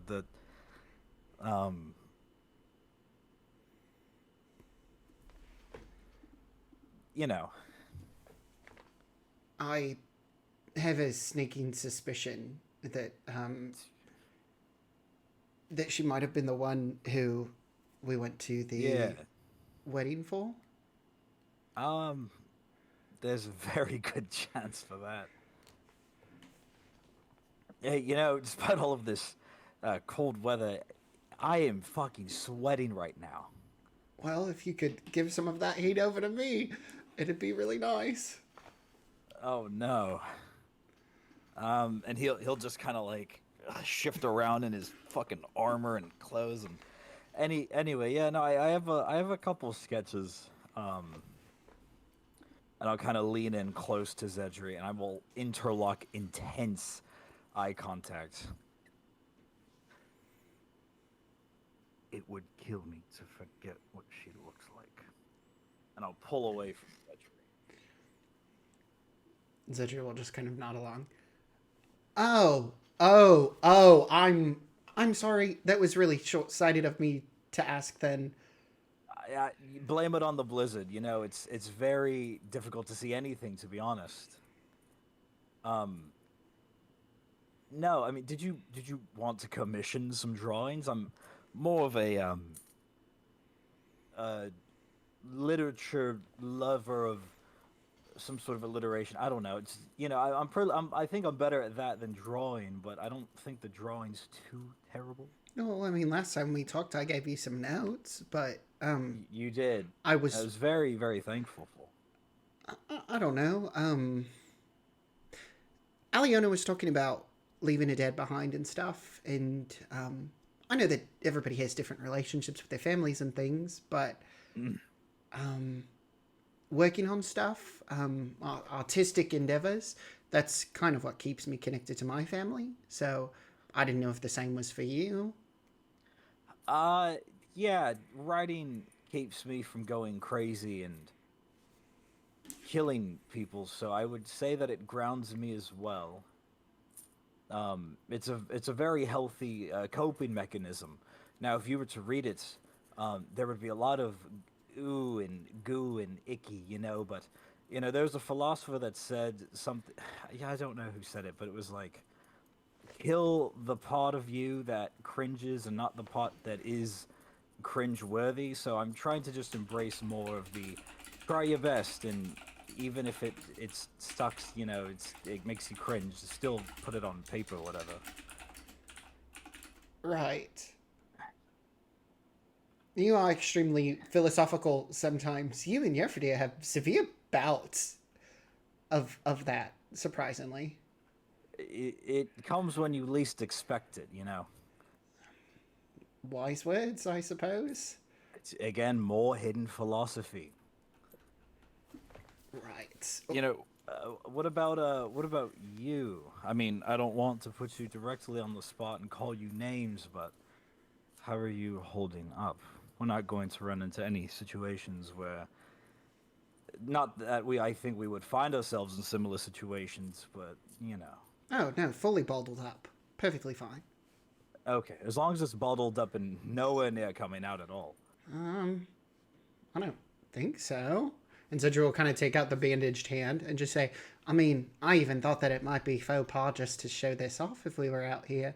Though I do realize in retrospect that the belt that I'm wearing might be made out of a dragon's hide. You know, it might be, but leather comes in all sorts of things. Do you think cows look at us and go, "Ew, they're wearing leather"? No, they probably, unless it's like obvious dragon hide, then that probably would cause some issues. Also, faux pas, very good. I like that. Sounds very fancy. Um, thank you. This conversation has gone in a very different direction. No, no, I'm sorry. I just really appreciate good word choice. No, but well, I just want to make sure that you're not in any sort of compromising positions where you might go a little, cuckoo, or anything where some things might, shit might go down. I would just hate to see you take a position where every problem is a nail and you have to be the hammer that, you know, I don't know exactly. Part of me did become concerned previously just about how some certain things had played out, and you know, I just still want to make sure that you're okay and not, you know. You will be happy to hear that I have taken up a semblance of pessimism. I know that we can't fix everything that we're involved with, and though we might try to go ahead and do it at the end of the day, not everybody can be saved. So the effort should be found elsewhere, like killing the part of you that cringes and not the cringe-worthy part of you. I don't know what that has to do with pacifism, but did you use pacifism or pessimism? Pessimism. Oh, No, like my, not oh. why try? Because Oh, well, that's kind of. Ugh. I mean, I don't know. I mean, you nihilism. can't. Ew, no, that is even more cringe. But I mean, no, we can't save everybody. And if 4 towns around these parts, oh man, I guess this place only has 4 towns, right? But if the 4 towns in these parts are on fire and we can only put one out, then we have to make a choice. That's just being an adventurer, is making hard fucking decisions. That's just the part of maturing, and being an adult, and maybe even to a greater effect being a man, is making hard decisions and shit. But at the same time, if there's a little girl who is stealing apples because she's malnourished in a fucking icy shithole, no offense, nobody can hear us, in an icy wasteland, you know why not stop and cause a scene and try to prevent some little girl from losing 10 digits? We can save everybody, but maybe I'll die trying. But I also have very important shit going on back home, so it's kind of like I get to pick and choose. It's very hypocritical of me, so call it a character flaw. That's fine. I will say I've maybe taken up more of the side of taking out near do wells and things like that, rather than trying to help the helpless, try to prevent them from being helpless in the first place at all. Like whenever we were trying to go ahead and save Lonin, which, hypocrisy aside, I did definitely say that we probably shouldn't have saved her, but that was a situation wherein Sydney needed to go. Oh, yeah, definitely. You shooting him out of the sky was definitely a big pain in our ass that was never going to come back, and I appreciated that. But coming across a situation like Lonin, if someone is appearing like that, I mean, I don't know. I feel like that would have been a path going down that there would not have been any coming back from if you had made the decision to, which I'm glad this is a little bit more democratic than it appears. I know I mean, this group is so democratic, we changed leaderships. I don't know if it's still Alfred or if we've said someone else is in charge, but I mean, maybe we could make Lonin in charge. Right. Well, the reason why I bring up that situation is because I'm actually missing something out of my bag. I have the entire index of what we have inside of the bags and things, and the tool that I used in order to go ahead and take Sydney out. I don't have it in my bag anymore.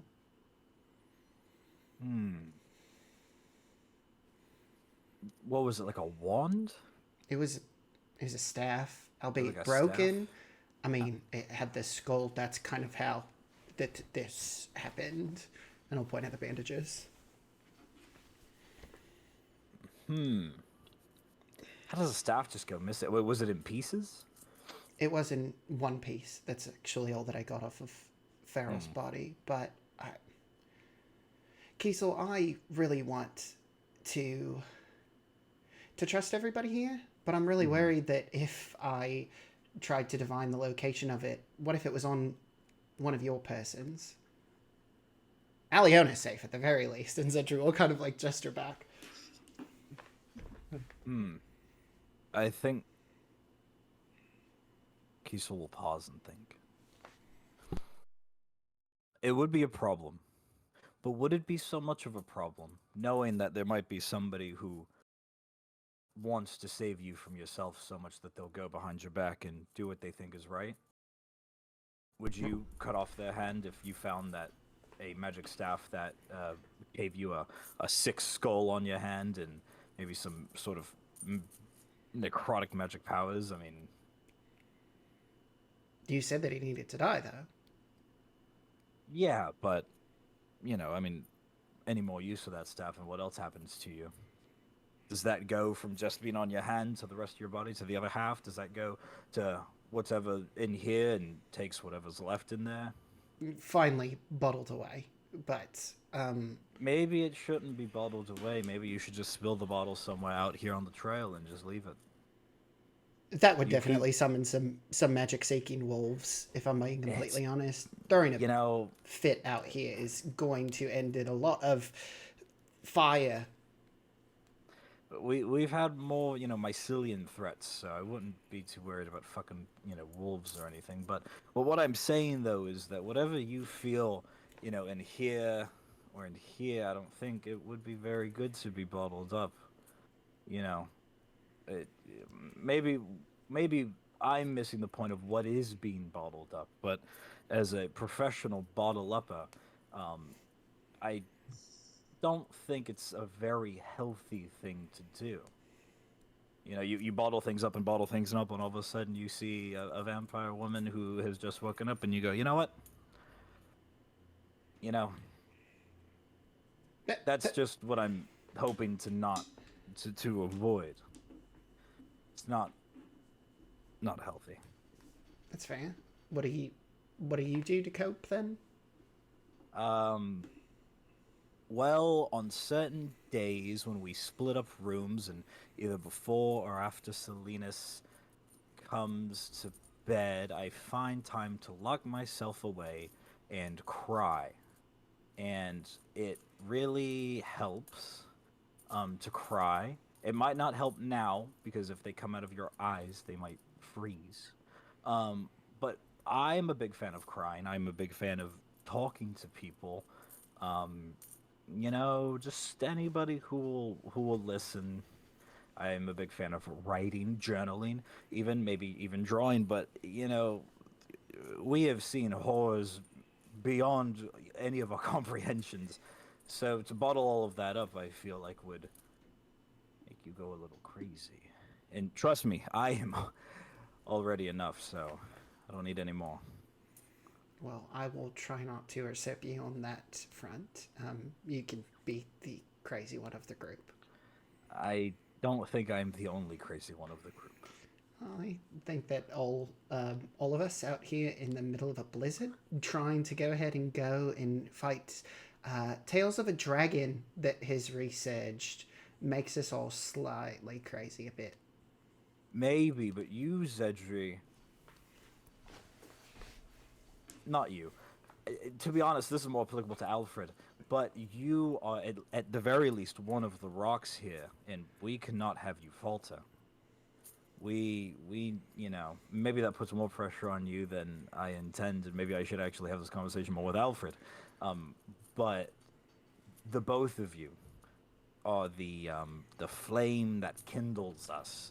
No pun intended on a who you are type deal, but we saw how Yofridia got with, Izzy, and we've seen, me and, Salinas, he can, go ham and all that kind of stuff, and stuff, but,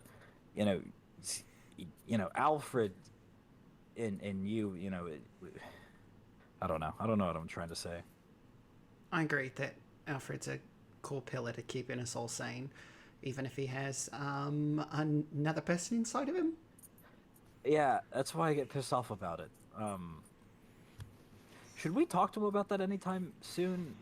Again, I know it's only been like an hour or two, but I'm still having trouble digesting all of it.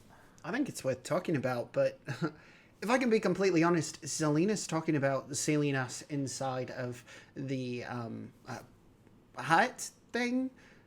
That's very much going to summon the wolves. I know, but And where else do we sleep? right, but all of the snow realms, they're gonna be sitting outside. I mean, they probably sleep outside already.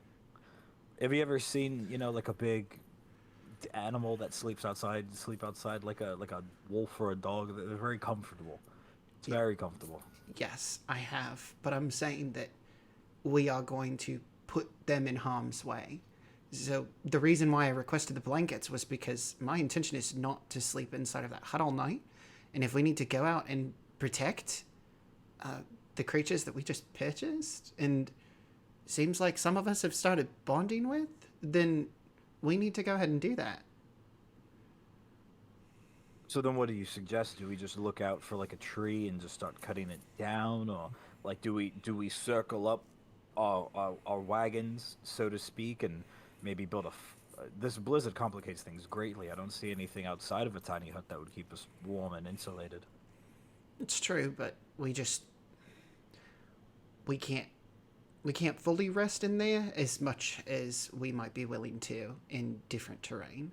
I just think we have to be extremely diligent with our watches, and I'm hoping that we can go ahead and ask Alyona to help too.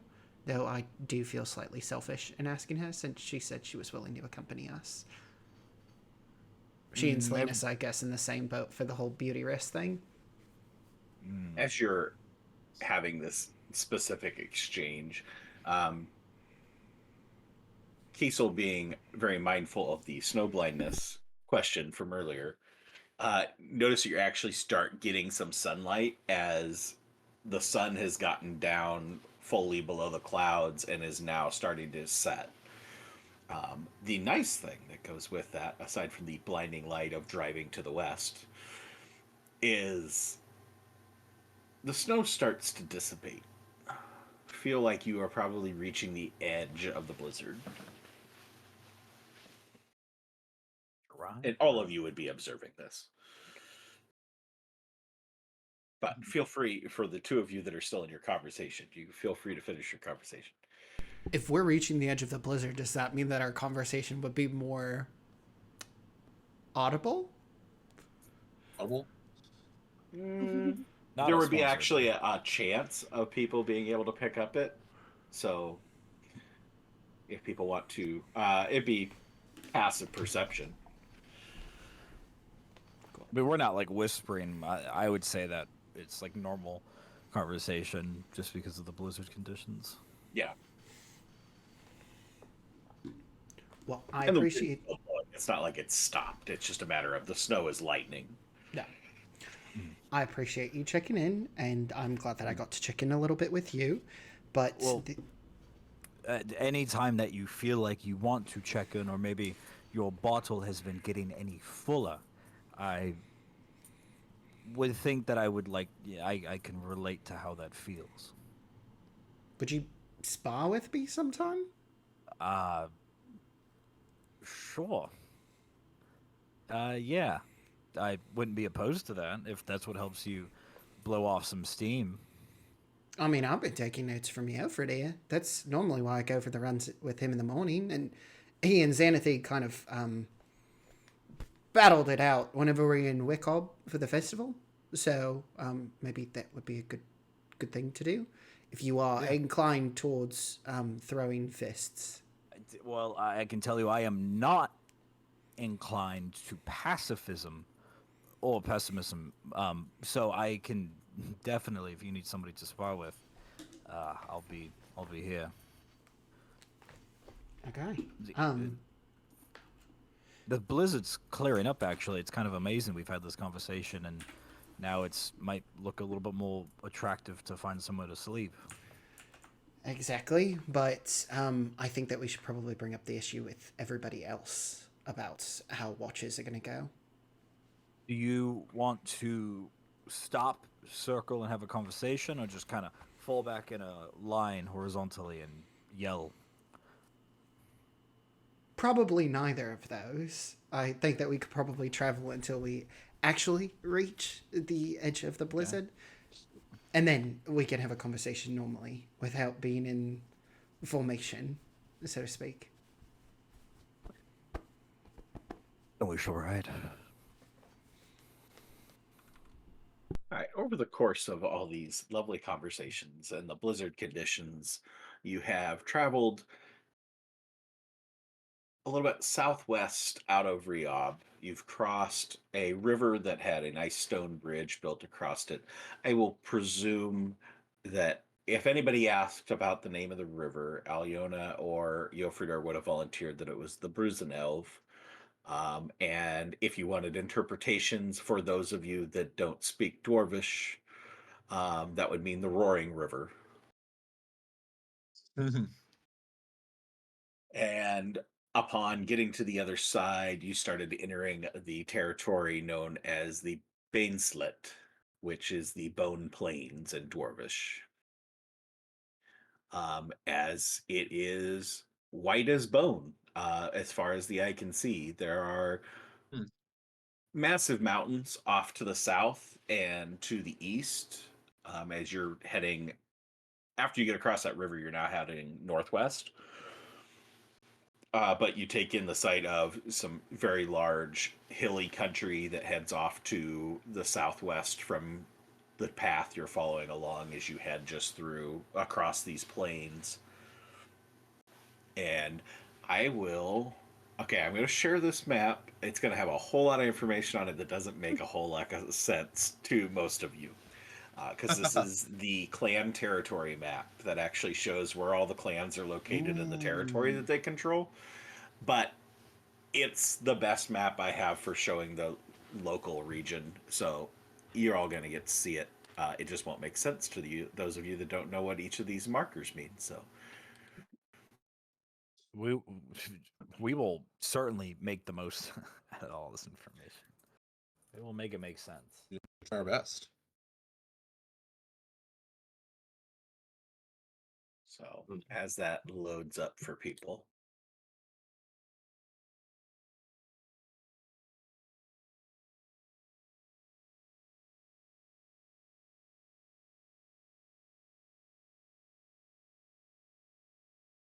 That would be roughly as far as you have traveled to this point as sun is starting to set.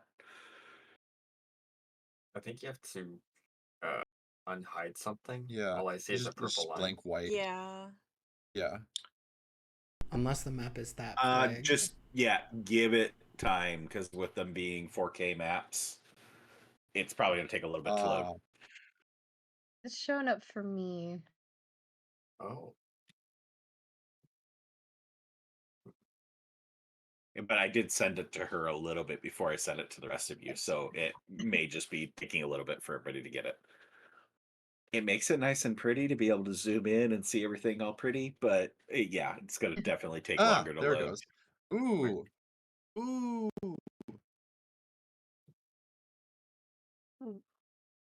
Ooh.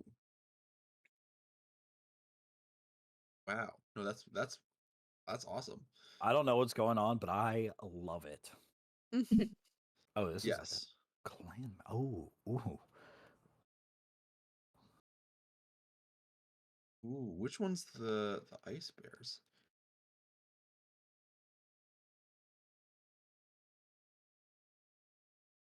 I don't even know if Jofridir actually knows at this point. I haven't shared that with him as to which one's which. You could probably guess. Yes. Those that have the lore docs on this region could Yeah. probably guess which ones are which. Yeah. Jofridir's Isbjorn is easy. Mm-hmm. Yeah. Yes. Well, we know where Snodeskal is.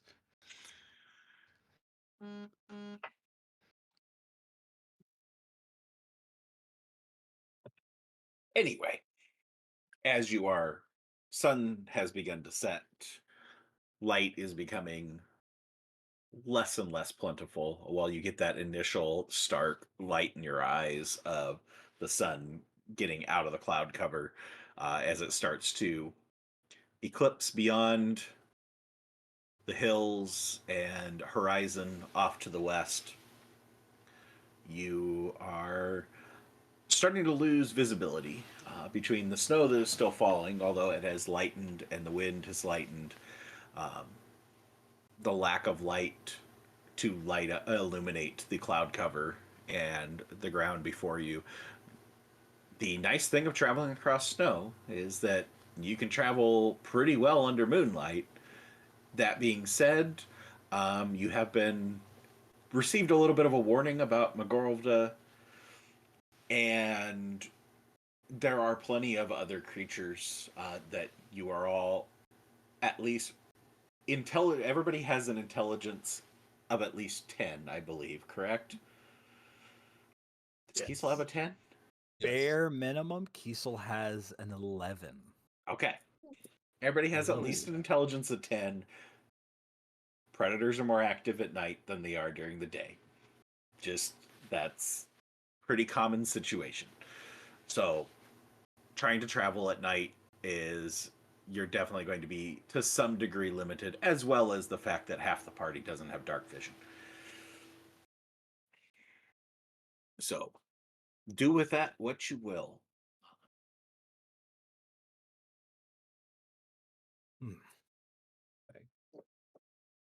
Well, as the sun sets, DM, can we like start taking a look for any outcroppings or Yep. cave systems good that might campsite. be? Yeah.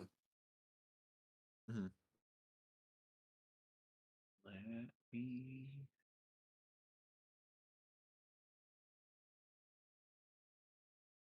try to remember what check we've used for that in the past. I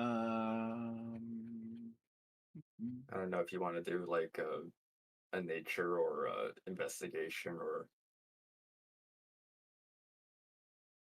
just a straight perception. Making camp. Or maybe Okay. survival. You can make an investigation or a survival check. I'll make an investigation. Nice. I'll take intelligence. Ooh, yay. All right, 19. Nice.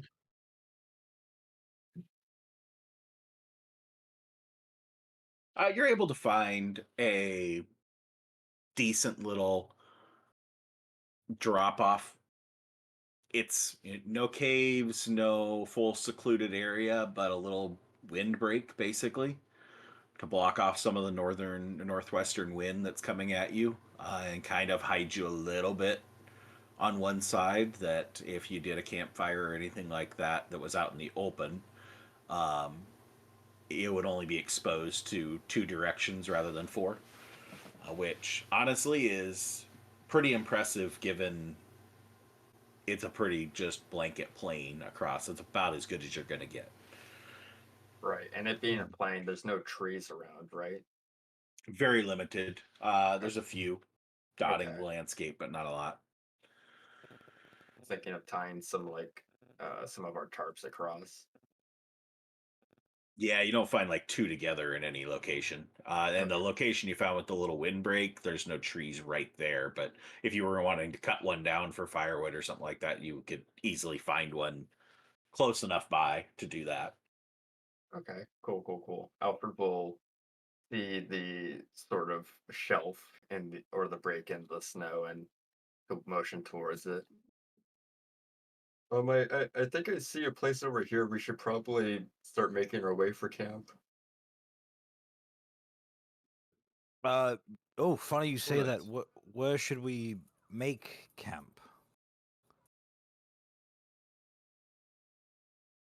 Right over here?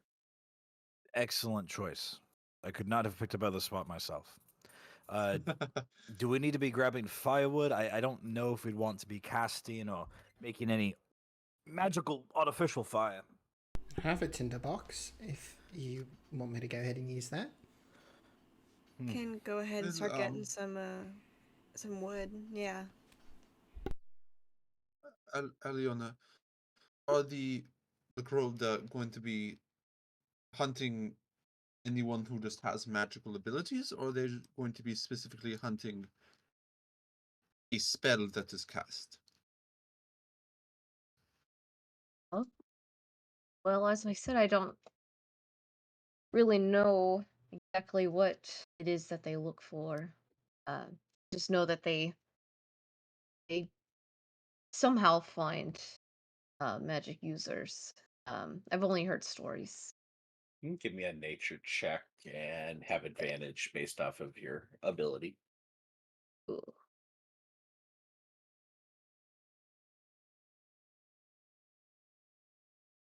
Nice. All right, it's an 18. Nice dropping the one. Nice. It's magic users in general, as well as other magical items, are going to draw attention, but the active use of channeling the Aether amplifies that significantly. So basically, if you think about levels of spell, the higher level spell, the bigger beacon you're putting out there to attract. The rarer the magic item, the bigger beacon that magic item is. The higher the level of caster, the bigger beacon that caster is. Not like 10th level character is the same as a 10th level spell. There isn't 10th level spells, but anyway, you know what I mean. They're not all equal. They're of varying degrees. So magic items draw the least, and magical casters are second, and then spells themselves is the most dangerous thing. Oh, well. Good roll. Actually, yeah, nice.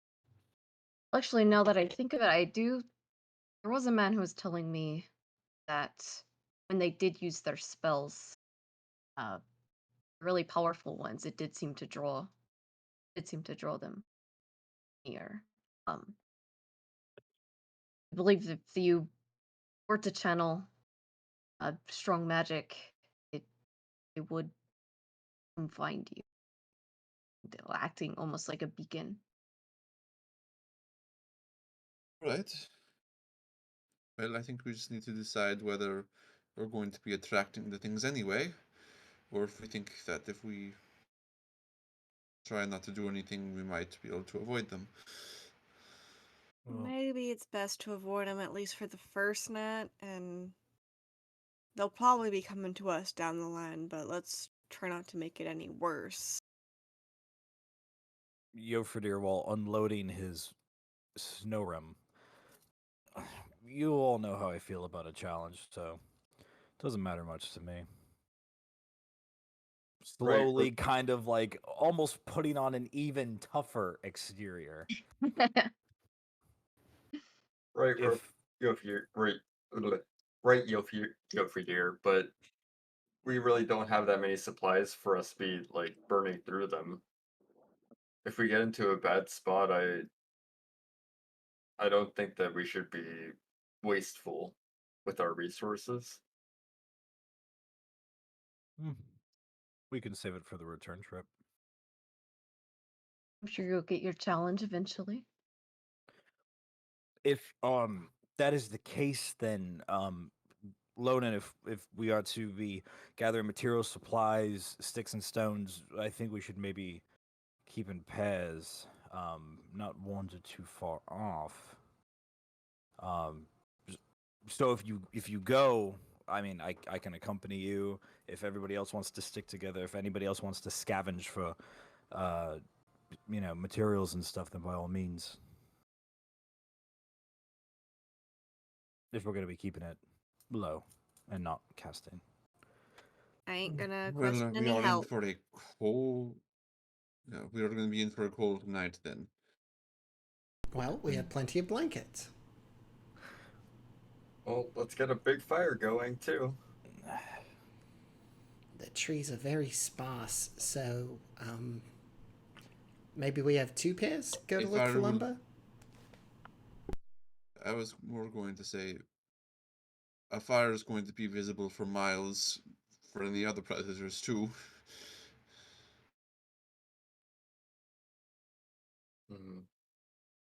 It is true, but we should be blocked on 2 sides at least. The light won't travel that far. Here's to hoping. I don't think we. Oh, go ahead. If we maneuver our snow rim carefully, we might be able to get it blocked on another side as well. Kind of set them up to almost create like a wall, so that they're kind of near the fire too. I don't know how much they need it, but I mean, I would think we can even get them if once they're in a position of rest. I mean, they look very fluffy. I mean, we could lean up against them for warmth. Just don't get any ideas to cut them open and stick somebody inside them to stay warm. We're not No. Empire in this. We're still on a main road where there's like road signs. I think I saw an airplane go by. We're still fine. Or do we know?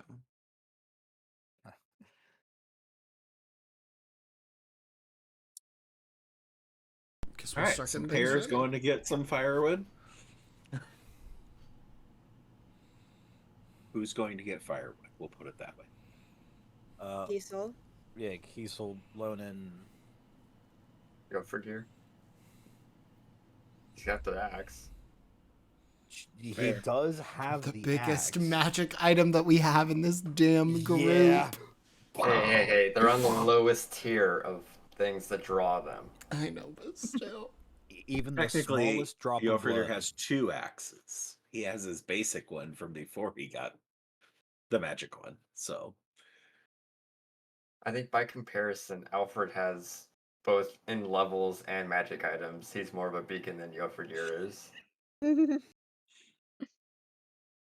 Oh yeah, you definitely are.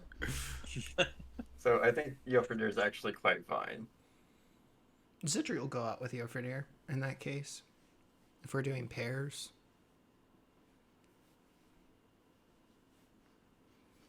okay. I think Alyona will Yeah. actually go with Zedri and Yofadir. Okay. Third wheel. That's Alfred and Salinas. Alfred and Salinas, okay. Nice. Okay. Yeah, that Like checks out. everyone's going off, and then Alfred's just sitting at camp. Guys. I thought you As said pairs. as they're You left going off, Alfred alone again? No.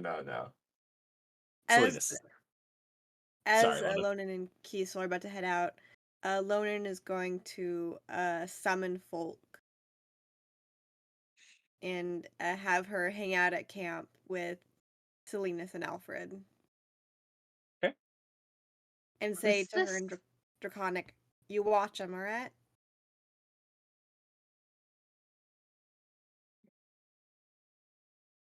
All right.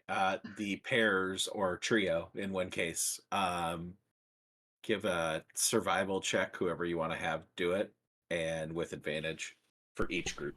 Did One for each Alyona ask about folk whenever she was I summoning? think Yeah. she was. Yeah. Sorry. And I'll give a quick description. You see, a like silvery black drake, kind of like wyvern type wings on the front, like a big horn on her face. Oh, this is my companion. This is Folk. Folk. This is Alyona. She's traveling with us right now. She helps me out. That's how do you?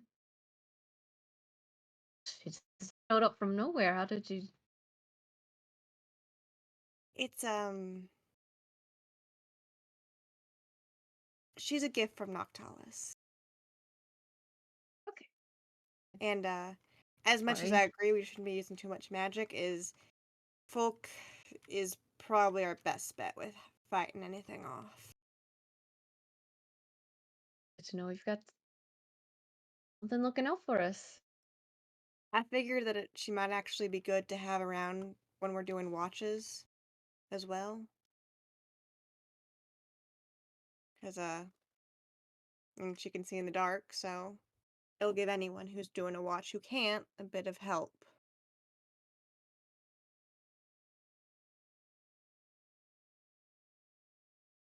Folk just kind of All right. sits there watching, taking the instructions, and just kind of looking, a little bit of sniffing, little of the serpentine tongue sniffing the air before like quickly like recoiling off of the cold, and then kind of just taking in Alyona's presence before turning over and turning attention to these 7 big furry weird creatures that she's never seen before.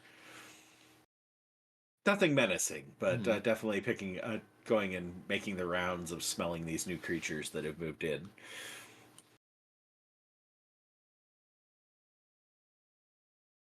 Go get supplies.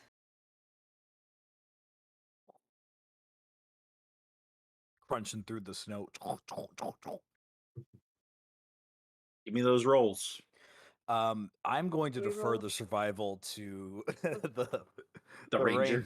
Yeah. So do you need me to roll at advantage if he's helping? Yeah, you have Okay. advantage. Awesome. Each team just gets to pick who they want to have roll, and then it's with advantage. Such a 17. pose to Yofrida and Alyona. I didn't necessarily realize this is maybe just like time for you two. So I can go ahead and do the searching for the wood if you want. No. Sure, whatever. I think Alyona gets a little awkward, and then she's like, "Oh, sure, whatever you'd like." I'll help you look for the wood. Perfect. Zodri now realizes what he's walked into. And it's like the pair, the premier duo is the one that I'm paired up with. Century the wagon wheel. Mm-hmm. Ooh. Nice. Nice.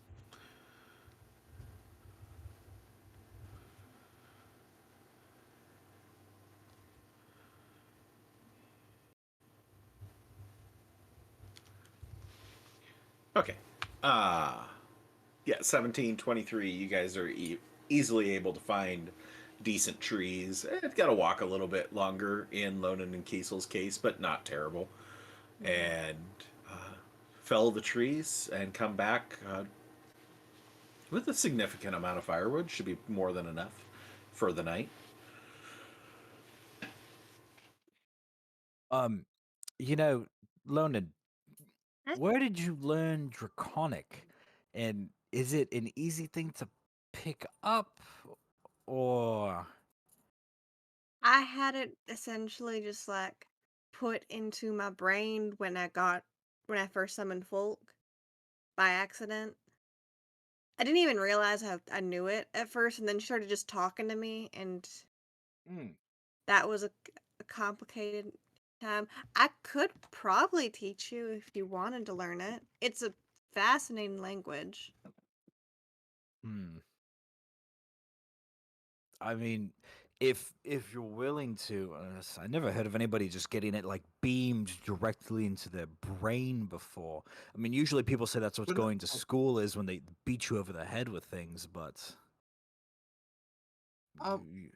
We have seen someone get information beamed directly into their head not that long ago, actually.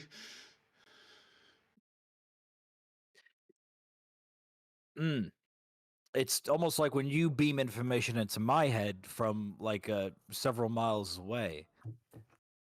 No, I was more thinking of when Alfred got suddenly learned how to play dragon chess.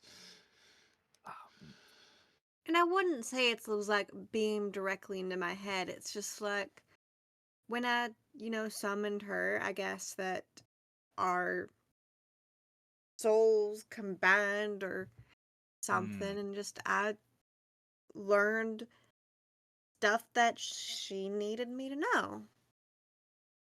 Well, if you're willing to condense that into like an 8 to 16 week course, I would definitely be interested in learning another language.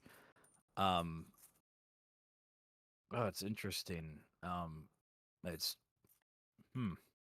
it's very interesting. Not know the grammar rules for it, but I can definitely teach you how to speak it. Look, is as long as you can order food in it, I think that's pretty proficient enough. And plus, you It- got 2 people to converse with it. Well, person Drake. Well, it would be very interesting to hear folk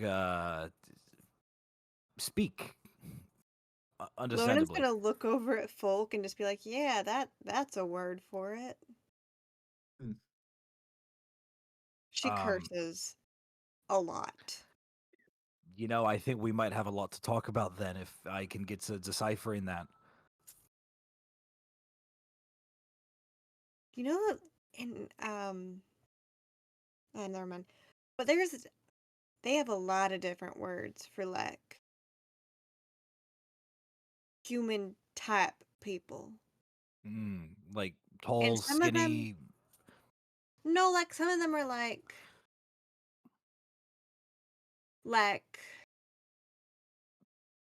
neutral type words, and then some of them are like bad, and then some of them are like ones I want to eat type words. Mm, Um, the same thing goes with dwarvish, except there's a lot of descriptors for food. oh no, So I speak Dwarvish. oh, well then you know. Yeah, no. I Yeah. love ordering food in Dwarvish. It's honestly real fun. Yeah, especially around, I think half the party speaks dwarvish. I think Yoferdir does, me, somebody else, you. Hmm. Nice. They're very multilingual here. Yeah, I know. You know, with what I do for work normally, I've picked up on a lot of languages. What was it that you did for work? I worked as a guide in the Mm, Intendunk. that's Whenever right. people would come through, and we don't make maps down there. We have the maps in our heads. We kind of figure it out. Hmm. Nice. Have you ever thought about drawing out a map, or would that be too difficult? If we're ever needed in the Unten Donk, then. Well, if y'all went down there, you'd have me. And no, I wouldn't make a physical map. Mm, It's kind of like a faux pas type deal. good word. I'm a big fan of good words these days. But it's kind of like there's a lot of secrets down there, and if you write down the secrets, then anyone can find them. Hmm. True. Plus, sometimes things change. Like there can be a rock fall one night, and then you have to find a whole new path to somewhere else. You don't just blow up the rocks, move them, magic. I mean, you can, but sometimes it does a lot of damage. No, that's true. And then Well, there's so many like tiny communities like my home Muna that it's like we don't want to be on a map.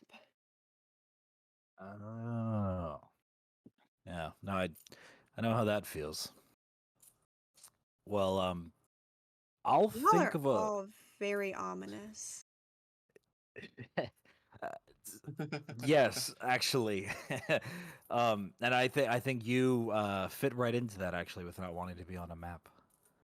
But I'll think of some phrases in the next couple days in Draconic, and if you can figure out what the best translation for it is, that would be great. Especially Or- before we run into any dragons here, I think I'd like to, maybe prepare a speech beforehand, or maybe something like that. Well, we can start like sitting down and going just over some of the basic words and stuff at night. Sure. Don't know what we would roll for that. Roll for.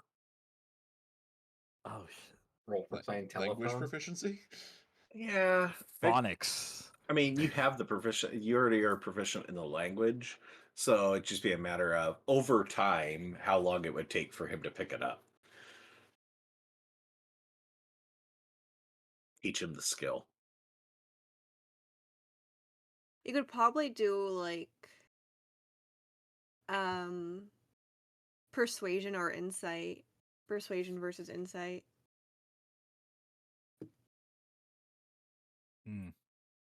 Get like a hooked on phonics book for Kiesel that will make. No, it's called dual folk.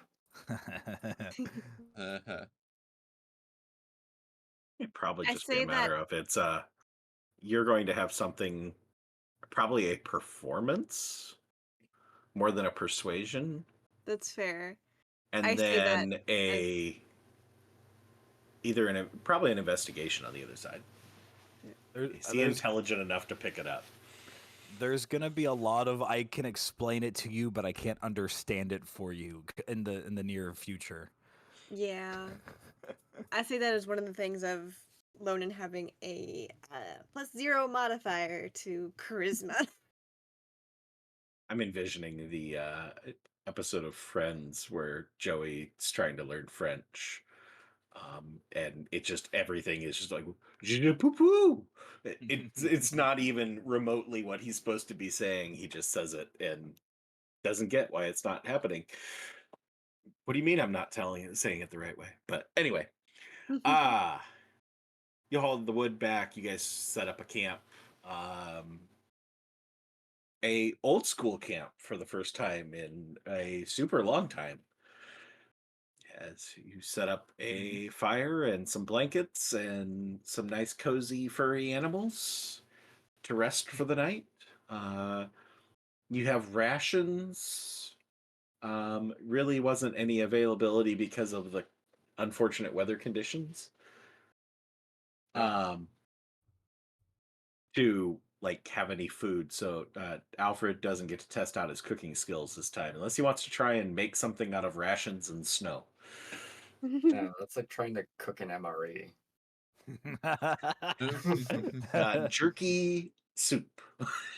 Ooh. Yeah. Like boiled fucking water with a piece of dried meat. Yeah. Yeah. Why am I thinking of like boiled peanuts? Hey, boiled peanuts are great.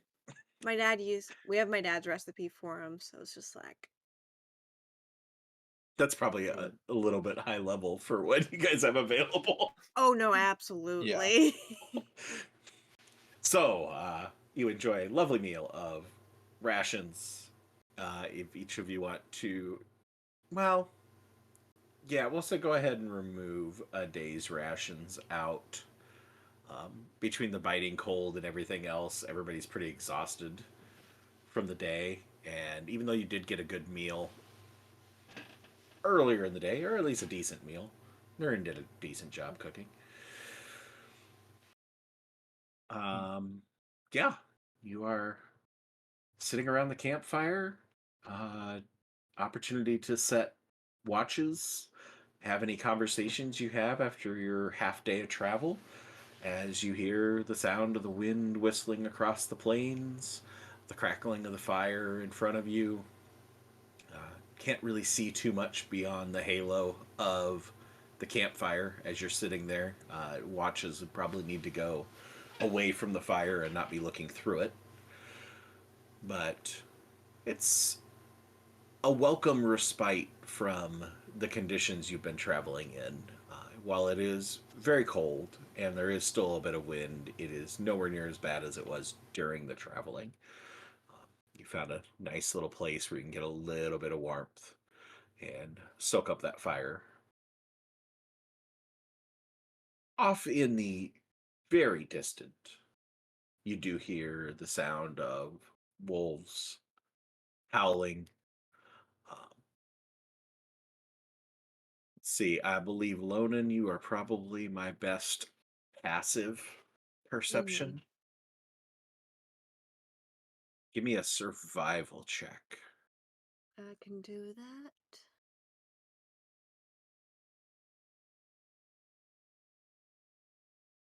Oof.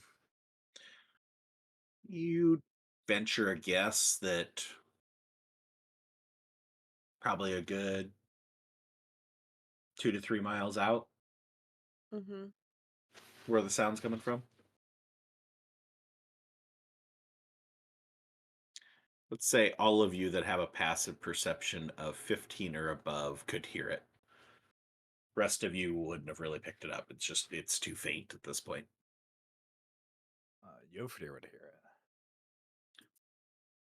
Alfred would not.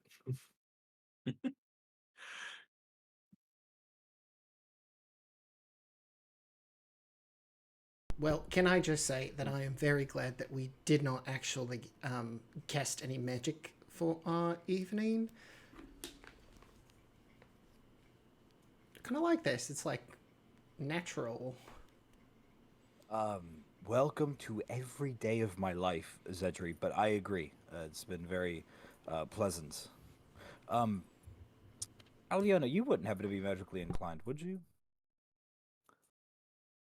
No, not for.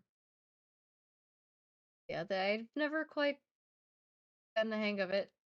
Mm. I think I tried when I was little, but not my thing. Makes two of us. So is traveling, adventuring, is it always like this? What do you mean always like this? Just how, like I said, I've never left. So is this setting up camp and Well, foraging and It has been for me. I mean, up until I've come across these guys. I've always preferred camping and being out in nature versus inns and stuff, and that's what I've always been good at. We pledged to do that once upon a time, but we very quickly walked that back. I think it was a record of what, three days? And Zedri will look at Selena's, Yofrider, Alfred, and Kiesel. so a lot of our time we've spent when we're on the road.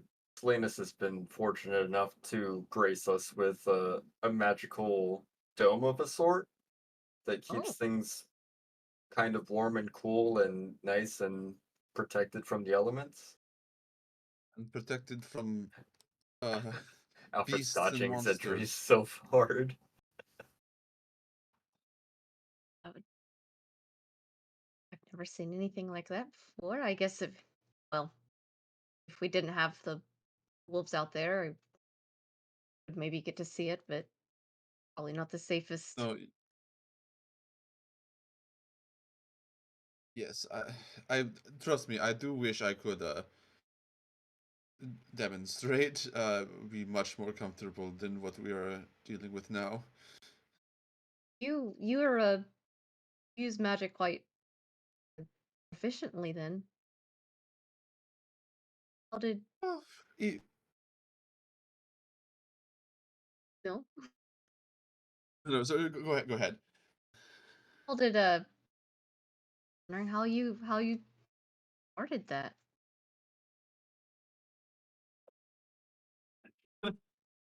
It's it's a little bit more complicated than most, but I draw my magic from one of the gods, much like a cleric. Which God, if you don't mind me asking. No, no problem. Aurora. I serve Aurora. Would Alyona know much about? Give me a religion check. This is Alright. not a regional question, though. So. Yeah, yeah.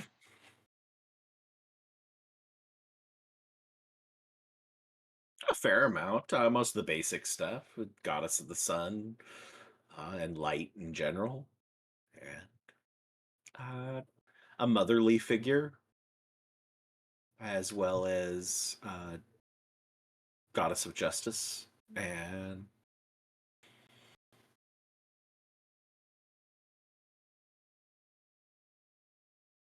if you got specific questions, I could fill in more things, but otherwise, I'm just gonna read off the article type thing. But no, I mean, you'd have a pretty good knowledge of who Aurora is. Just the pantheon in general is, even if like Riob may be more Zephora centric, the pantheon is in general is still all known to most. I mean, you would have to really crap that role to not know Right. who Aurora is. So Yeah. You said like a cleric, but you're not. You're not one. No, it's a little bit of a different relationship. Um, some uh,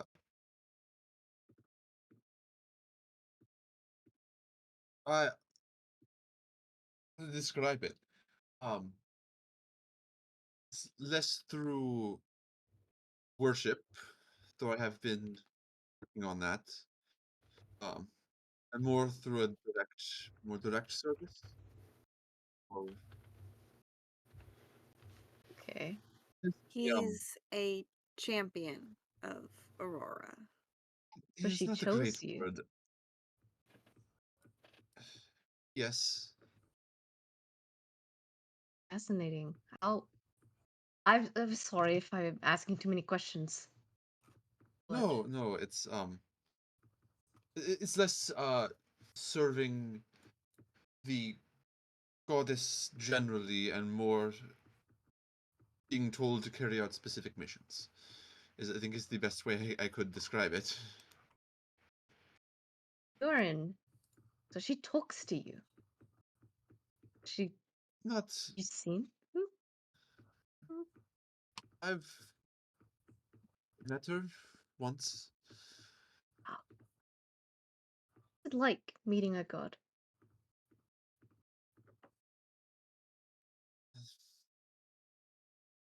Terrifying. Imagine so. Yeah. Frightened, angry, desperate. Angry.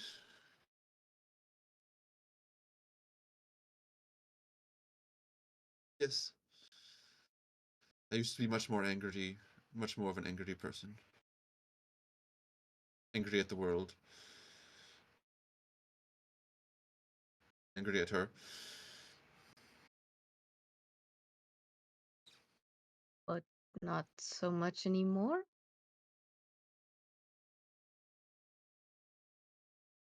Well, I met a group of very interesting people.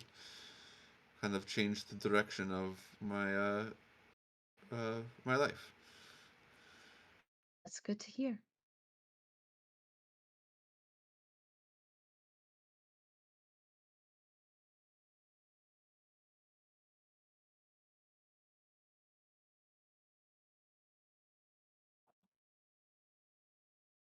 So he just kind of like ducks his head a little bit.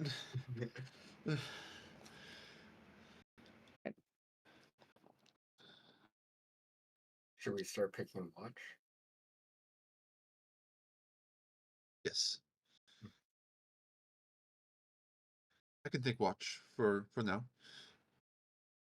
Do we want to do watch in pairs or? I feel like that would probably be best. I'll take it with you if you don't mind. Sure.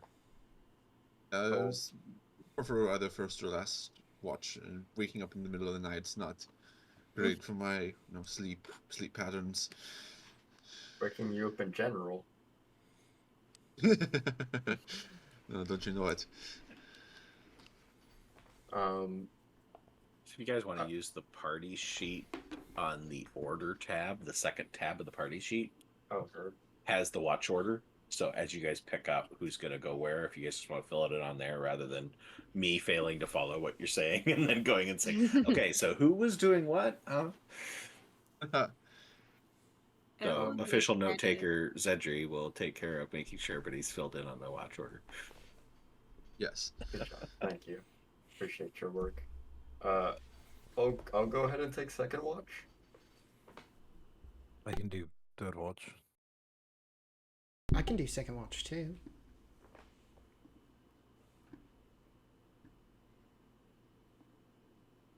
Where's the? Here's a order. I don't know if we can Yeah, edit you just- the number. No. Oh, boy, what's the use of throwing You it can to only guys? move you. Well, yeah, that's on the formation part. I was just the watch order part over the top. If it won't Okay. let you change the numbers, then Yeah. All right, so we got Lonan and Salinas. We got Alfred and Zedri. We got Kiesel. And then there were two. Is Kiesel alone? Or do we need 4 watches? Or do we got a trio guess so. or 2 out of 3 on the third watch? So Alyona will just Yeah. stay up with you for dear whichever watch he takes. Okay. Nice. These will be alone. Well, No, he'll the still la- have Polk, so. We know the last time and that Galfrank. last I time will also Kiesel point had out that Alyona technically doesn't need as much sleep as everybody else. Ooh. Oh. Yeah. Yeah, I guess I could also take third watch then. Yeah, you could do 2 watches. Take Then. third, Yeah, third, I'll third, and do fourth 2 watch. watches. Yeah. So Lonan Salinas, Ooh, that's Alfred cool. Zedri, Kiesel Alyona, and then Alyona and Nofridir. All right. As you set your watch order, finish up eating your lovely, amazing meal that you've had for the evening, little conversations that have transpired. Picking back up with Night's Watch on the first night of your journey, Salinas and Lonan, as the rest of the party makes themselves as comfortable as possible on the cold, snowy plains. You're left as the watch for the next 2 hours.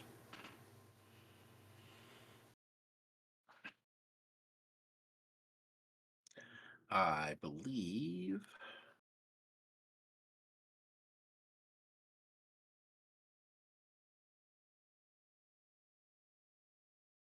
let me pull up my instructions here. Okay, so if you are collectively keeping watch, one of you make a perception check with advantage. Lonan You want- can make it. Okay.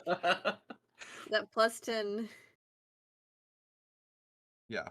Not gonna fight that plus 10 perception. Oh, Ew. oh, It's what? so big! It's Holy such crap, a large Jesus number! Christ. 30 and the danger sense. Imminent danger for That's cool. attacks or ambushes. Damn, we are so well protected. Yes. Okay.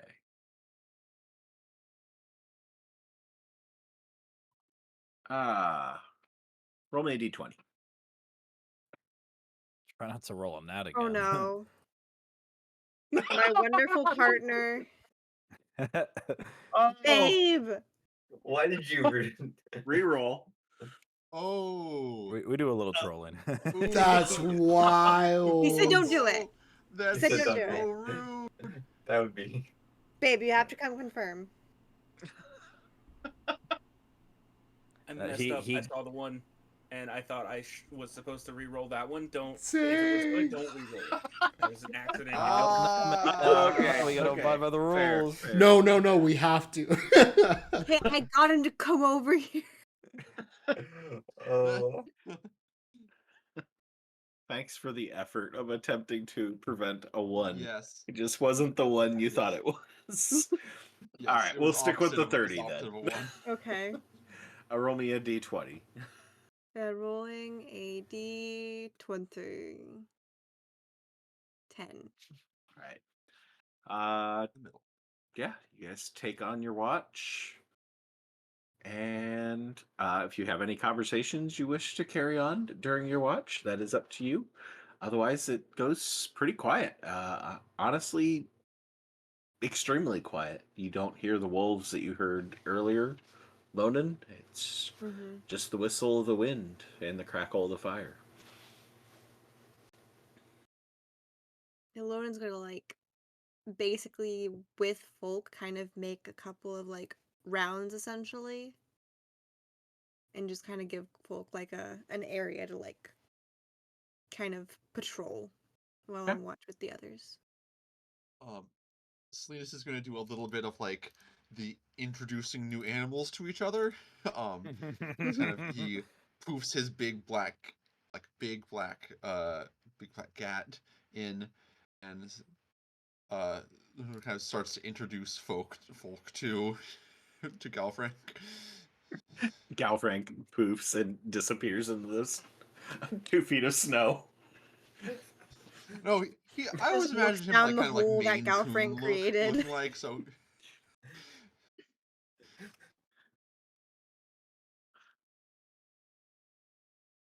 You think that he could like, if a person could ride on Folk's back, do you think like Cat could perch on his back, give him like a little height?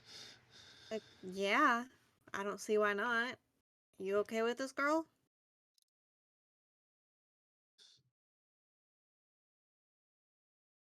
Holds Cat up to Dragon. Folks just like sniffing, but looks confused. Just I goes, know. like this cat doesn't smell right. I know. Just put him on her.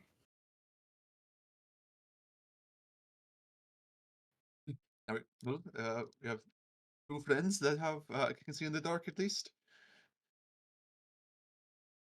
Ain't a bad idea. Yeah.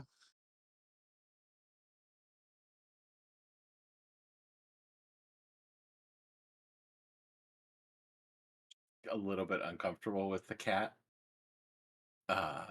Flexing just a little bit, like moving the shoulder blades.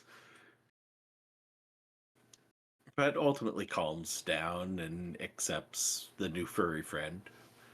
There's a certain amount of familiarity they seem to have found with each other. I think eventually Galfrank kind of like comes up to the neck and kind of like wraps around like a little like scarf, fur collar. Before Lonan, you get a series of fucking cold white stuff. Fucking.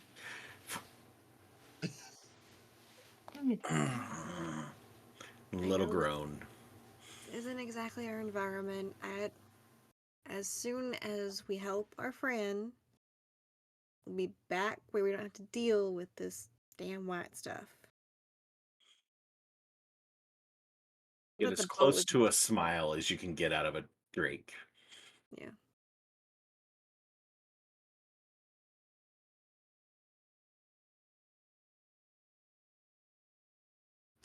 I guess folks gonna have a voice, so.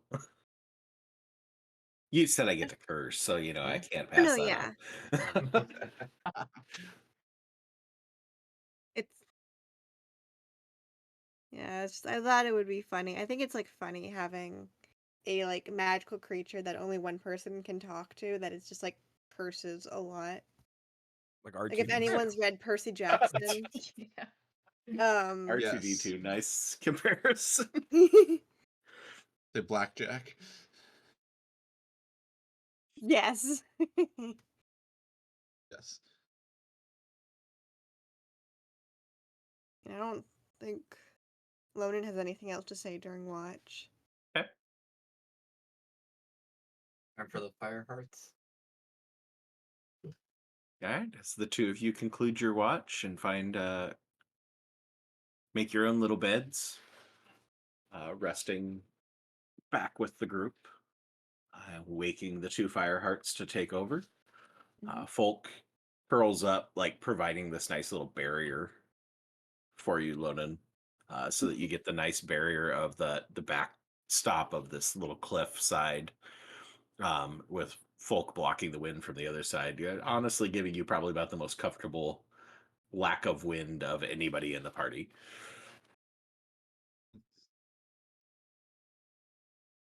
All right, Alfred and Zedri taking on your watch. Is Galfrank still on, Folk? Yes. Okay. Zedri notices that and just kind of crosses his arms before he goes ahead and sits down near the fire.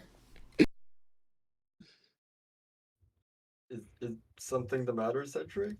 I thought that we made a pledge to like not use magic.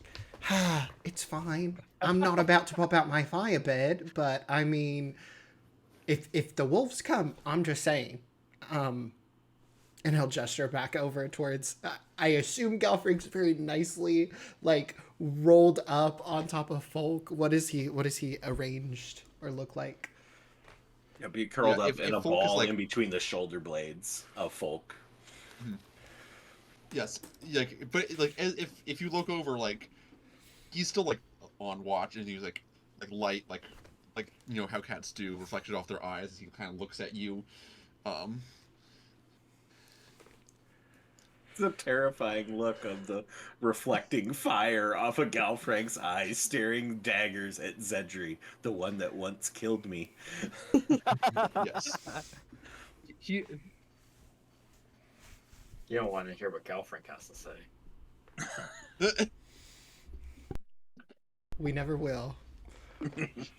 Take him out again. Ugh. No. But yeah. Zidri is going to pull out the leather strip, though, and kind of hold it towards Alfred. I'm very glad that we were on watch together, because I did need your assistance with something. Alfred will straighten up. Yeah, of course. What can I help with? So, whenever we were inside of the, like, dream walk, I had to kind of, like, bring Kiesel back to life, amalgamated with another, but getting a diamond is a huge mess, and I just wanted to make some sort of like necklace or something that can hold it, and he'll pull out the diamond as well. I was just wondering if you could help me like make some jewelry. Yeah, of course. I actually had a little bit of jewelry making on my own to-do list. I had a question for you as well. The magic items that you carry, how many are you able to carry? If you would understand what Alfred's asking. Zedri would not. Zedri would just be like, Alfred, I have the bag of holding. I can hold a bunch, I guess. Right, but how many can you like keep with your person? Oh, okay. Zidri will put up his hand, and he has the 3 rings on. Yeah, no. In order to, I guess, kind of bind myself to the ring that keeps me a little bit warm, I can't use the ring anymore that I hold something inside of. That's what you mean? Right, so you don't have any more slots to sort of make yourself trying to say attuned without saying attuned. Yeah. No, I think I'm spread pretty thin. I got this over back in 6 spells, and Zidri will kind of like pull back the poncho, and you'll see that he has that kind of like hide belt around his waist, almost like a garter belt that's kind of tucked underneath some of the monastic kind of wrappings. This one has a few magical properties too, and it had the same kind of process of kind of bonding with it a little bit. Okay. I know it's quite cold. You know that I know that it's quite cold. But if you'd be willing to part ways with the ring, I was thinking of making something that might safeguard a little bit more. Yeah. Yeah. That's actually really thoughtful. And Zidru will kind of look at the ring a little bit. I just don't know how hard the cold is going to hit. It's it's still pretty chilly out, but I'm not getting the full brunt of what you are, and you are extremely bundled up as opposed to myself. Yeah, at this point you hear mostly this is how you're talking to Alfred, and you're seeing basically this much. Well, I know I'm quite cold. You're right, but it's uh, I think it's quite manageable if you just make sure you layer up well. Maybe I put on another blanket then. And Zidru will scoot closer to the fire before kind of like taking off the ring. Oh, I haven't made it yet. Zidru has it on the tip of his finger. Oh, okay. Just for, as I said, I was planning on making something tonight. Well, I don't know if I should actually make it tonight because that might be magical. Right. Yeah, I don't know at this point. It's a little all over the place. Some people are using magic, some people aren't, and I can't fault them. I mean, I would like to think that the fires that we summon is a way of our bond with Infernus wouldn't necessarily bring any attention, but I think even that. Well, it might be something that's still worth the risk. As you're talking about the diamonds, what I was thinking of making is something sort of akin to it, where if you were to uh, fall down, it would make sure that you at least are somewhat safe. Um, that you don't go past the brink.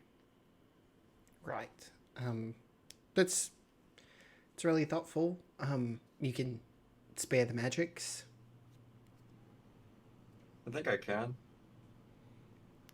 Then in that case, I would be extremely lucky to have anything that you make me. Are you making another ring though, or No, it's more like a pendant.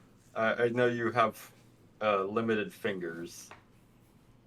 well, they might fall off after I end up taking off the thing keeping me warm. But I saw that Alyona had gloves on earlier. Maybe I can see if she has an extra pair. Alfred will look down at Zedri's hands. Are you not wearing gloves? No. Just to be extremely clear, Zidru's gonna lift up the puncher. He's in like monk robes. He's not in anything else. He has like his traveler's clothes, like straight up a t-shirt, like wrapped around his like neck, and you see pants are kind of like bundled up around like his chest area. Yeah, no, I had to get a little bit resourceful with things. I mean, I knew you had the monk robes, but I thought you had like a jacket or something. No, I have an extra pair of socks stuffed down there right now.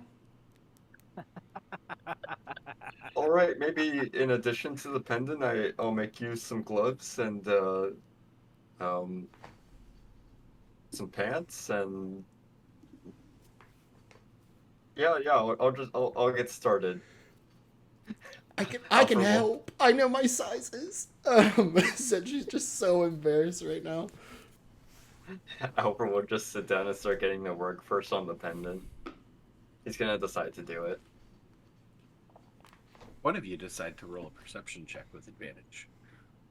If you are doing the watch together. We are doing the watch together. Since Alfred said he's going to be working, Zetri will take the moment to wonderfully disengage from this awkward conversation and turn to kind of pan across our two open sides. You said with advantage? Yeah, if Alfred's helping you, then you'd have advantage. Alfred is taking a watch. Okay. 21 and roll me a d20. Nice.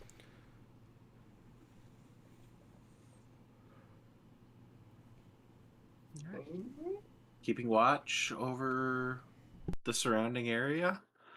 You're able to pass your time without incident. Occasionally hearing something moving out in the snow somewhere, but quickly spot with your 21 perception. A hare, snow hare, peeking out before going back into its burrow.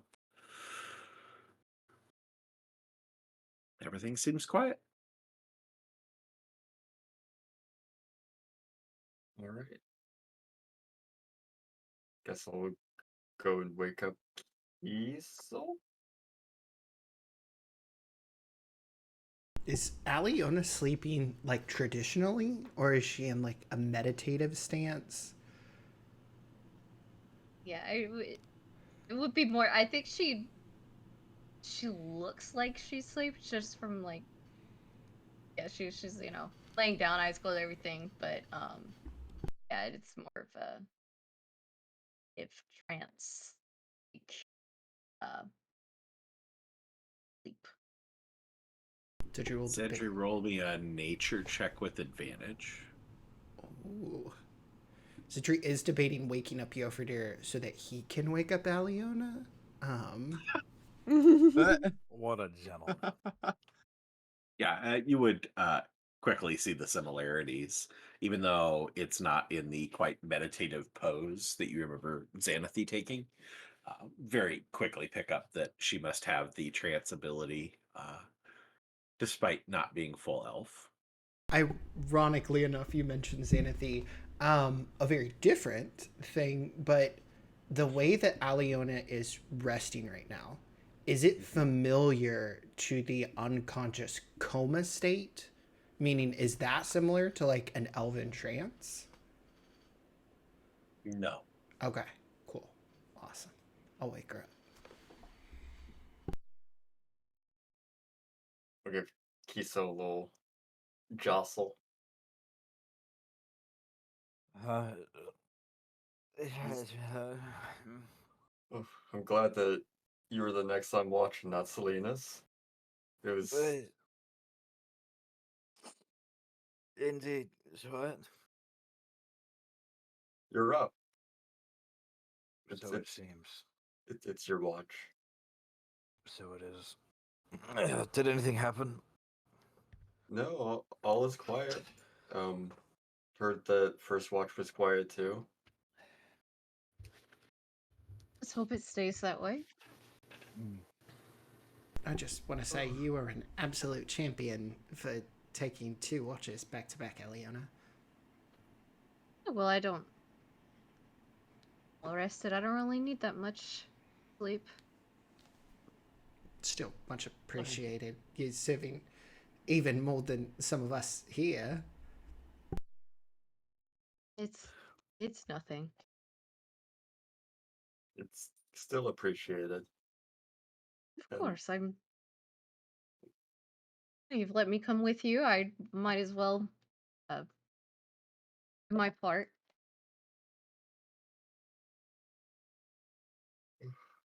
Well, with that, I'll bid you good night. Good luck. Hopefully nothing comes. Hope. Nothing will come, just to quiet any sort of ominousness. Have a good watch. It's will go lay down. Yeah, Thank you, Cedric. find his spot next to Cybil. One of you roll perception with advantage. Do you want to roll perception with advantage? Sure, I'll roll perception with advantage. Nice. You wouldn't want me to roll perception with Look at double that. advantage. Oh, Hey. baby! Not no Nice. nat 20. And a 10 on the D10. Nice. You Oh, can you recall can make a map. anything.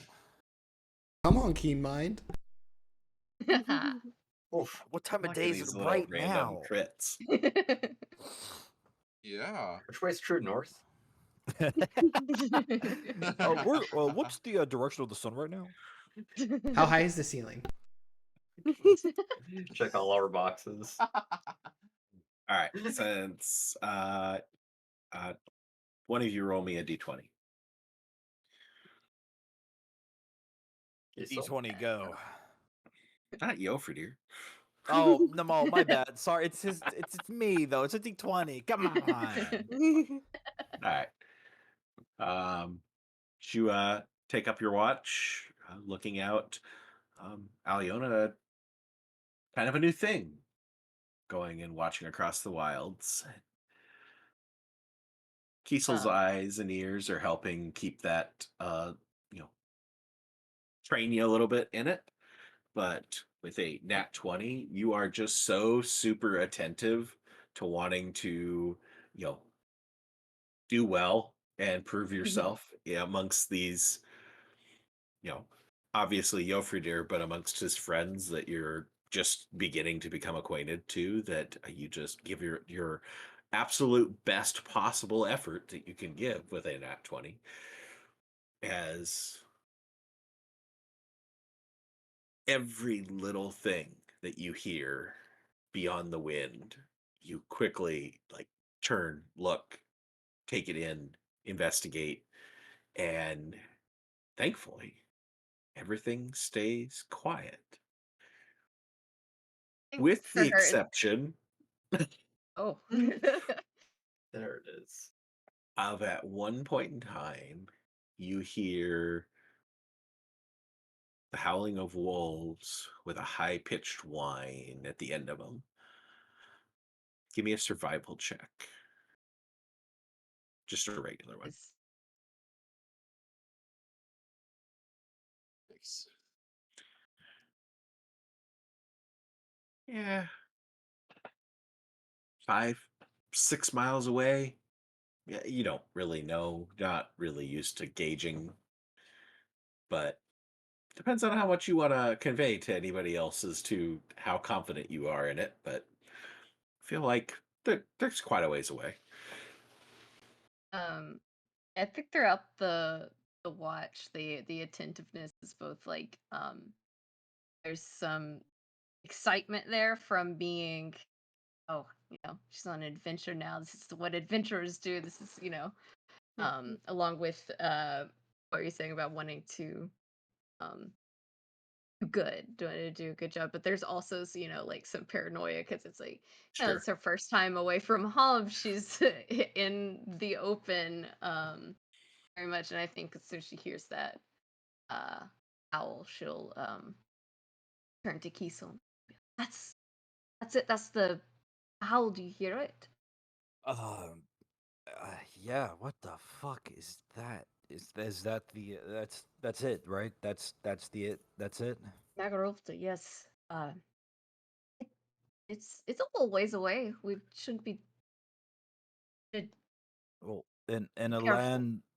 land where your settlements are at least 20 to 30 miles away, how little is a little far away? Maybe about 5 miles by my best guess. 5 miles and getting closer, or 5 miles, 5 miles. Can I tell? That's your From best the guess. What from do a you six. think with the 6? Uh, Whatever you say is what you believe. all right. I don't seem to be getting closer, but I can say it's for quite a while, quite far away. Take a while to hear them getting closer. Not enough to wake the others and maybe move. I don't think not yet. Then I'll trust you. It is your best judgment. Scary, Hey. isn't it? You feel the pit in your stomach and the voice in your head, and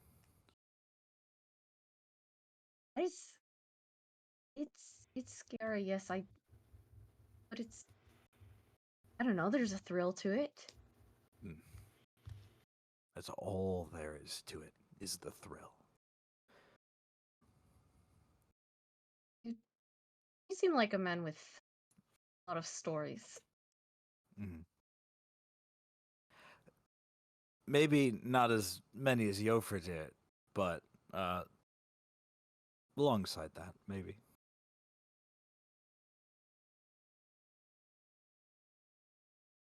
Got a little while left. You mind telling me one?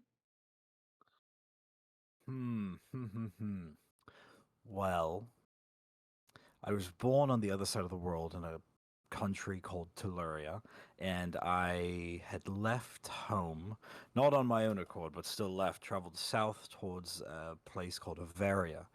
Um, I remember there was one town I came across that there was barren, not a whole lot left, maybe like a church and a bar, which barely constitute as a town, but still, a church and a bar nonetheless. And when people have nothing to do but get drunk and try to go through the cash box at the church, it's Jim in jail, Jim, and there he is, and he gets drunk on a Wednesday, and he does all this stuff, but passing through there, waiting a couple days to recoup, there was a roving band of marauders. Um, did they have a name? Probably. Was it enough of a dam to remember? No.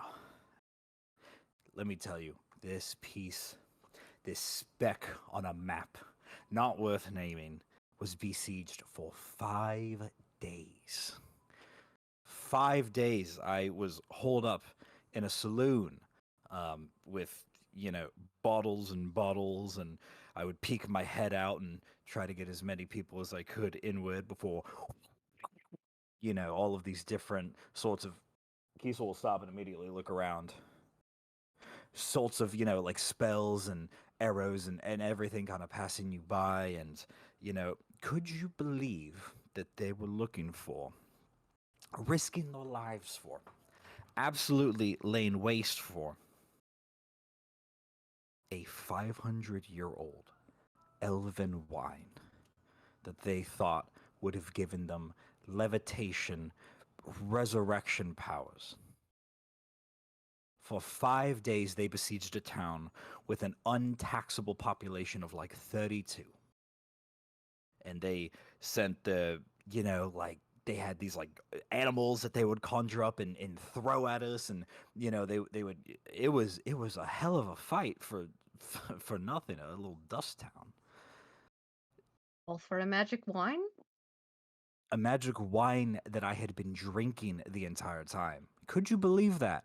When out of all of the things, running in through the double doors, throwing it at them, and just you could have had a pin drop.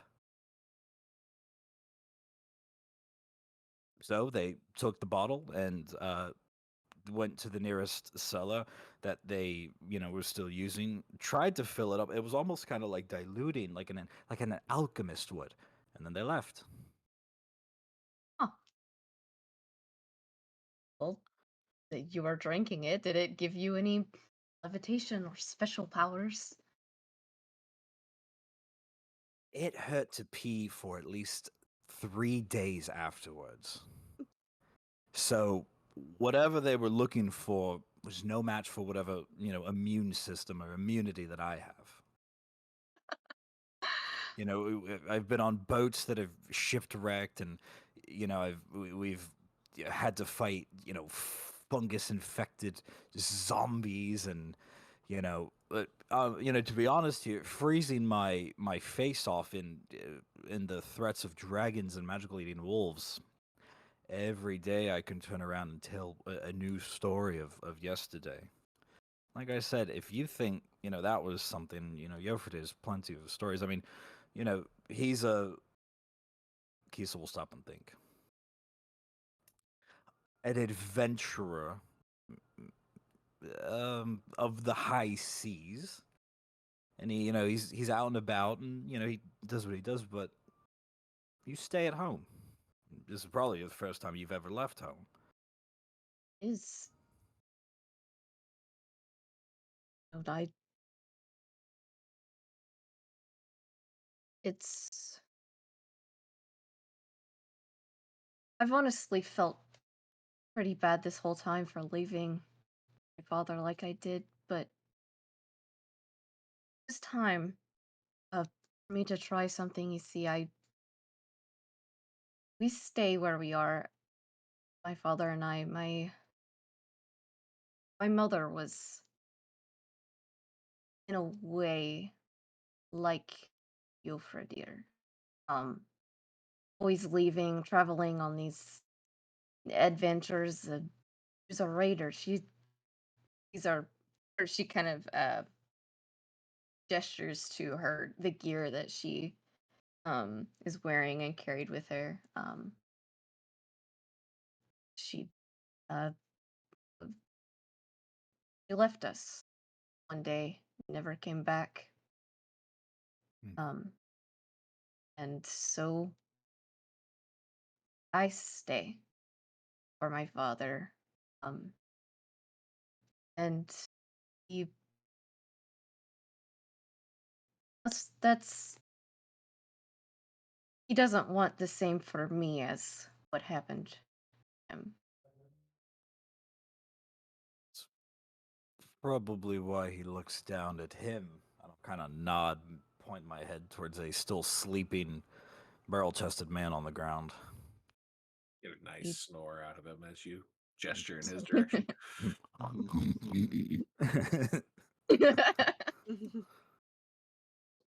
Alyona just gives her a soft smile hearing the snore, and uh it it is, and no matter what I say, he won't believe that he's Yofradir's not my mother. He has a good heart that I don't think my mother ever had. She left this. She um pulls her cloak out, but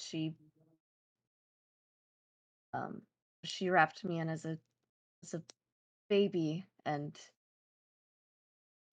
she left it behind with everything else that I suppose might remind her of me, Have you ever her thought about? family.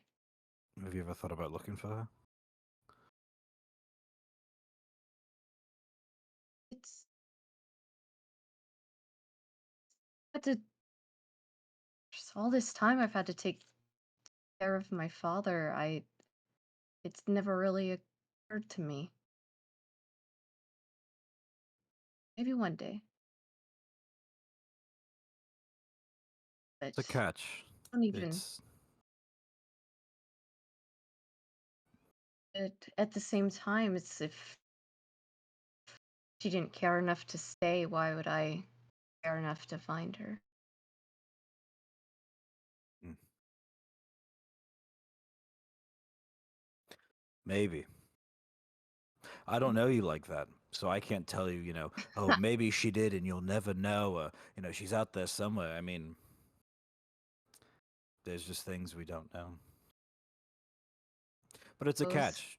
It's you can't stay here your whole life and make sure that your dad doesn't overwork himself or have a heart attack, but at the same time, he couldn't risk losing you. Quite the predicament. Quite the pickle you both are in. Hmm. It is. Maybe one day it'll change. This is. She'll just kind of look around at the camp and the wilderness, and maybe I'll learn this is for me, and but maybe I won't, and this is my one chance to play adventurer. It's We'll not for see. it's not for everybody, but the day that day comes will be based off of the decision that you will make. Don't let anybody take that away from you. All right. Think of it. She just kind of she goes back to keeping her vigilant eye surrounding. And Kiesel will let her use her vigilant eye as he just kind of like sits back and kind of relaxes a little bit more and goes, "Yeah, that was some hot fucking fire right there. Spitting." All right, the rest of your watch goes by uneventful. Don't hear much more of the wolves after that initial incident where you discussed it. Seem to have been moving off away. While you couldn't tell at the time, the absence of the sound seemed to suggest that they moved away from your location. Eventually, your time is up. It's time for Kiesel to return to sleepy time and to wake the make Ernie play somebody else for Yeah. another Yeah. watch. And introducing back to center stage. Oh. on a Yeah, different Alyona path. will wake Yofredir up, which is kind of a kiss on the cheek and a little shake. Um, but I don't think I want to save Ernie from having to play Yofredir another person. I think, he's not Yofredir's not a man of words. Many He words, could I be. think. He could be. Could be. One time. I don't know. I don't know what Jeff Reader had planned for this, so I don't know if I want to. I'm scared. Yeah, What are my lines? Yeah, I think Alyona will just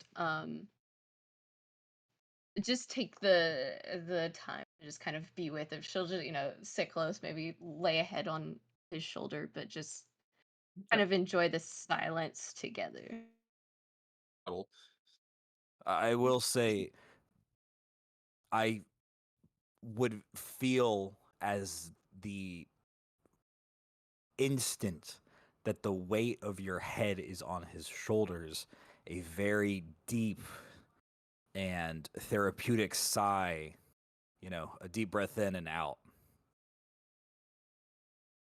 And that's it. End scene. That's all. No That's all. sonnet. Oh, Nice. No, not this character. No, wrong guy. Wrong guy. All right. Either Yofridir or Alyona give another perception check with advantage. I will.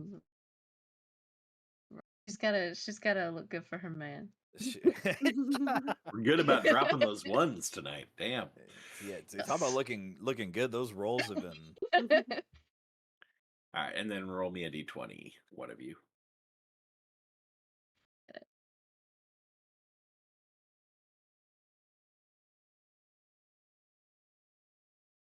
Now they're Right. 3 miles away.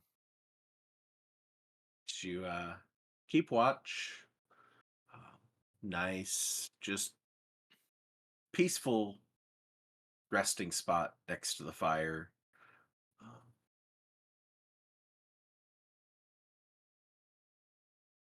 Just a nice comfort to be back together. And nothing goes beyond just the nice, subtle staying close together in, keeping each other warm, keeping watch together and spending this time doing an activity you've never done before of keeping watch together and looking out across the snowy plains of Torsland. But a nice peaceful end of the evening as you start to see just the bare minimum of a little bit of light coming from what will soon be sunrise towards the end of your watch. You hear that high-pitched whine of the wolves. And give me a survival check again.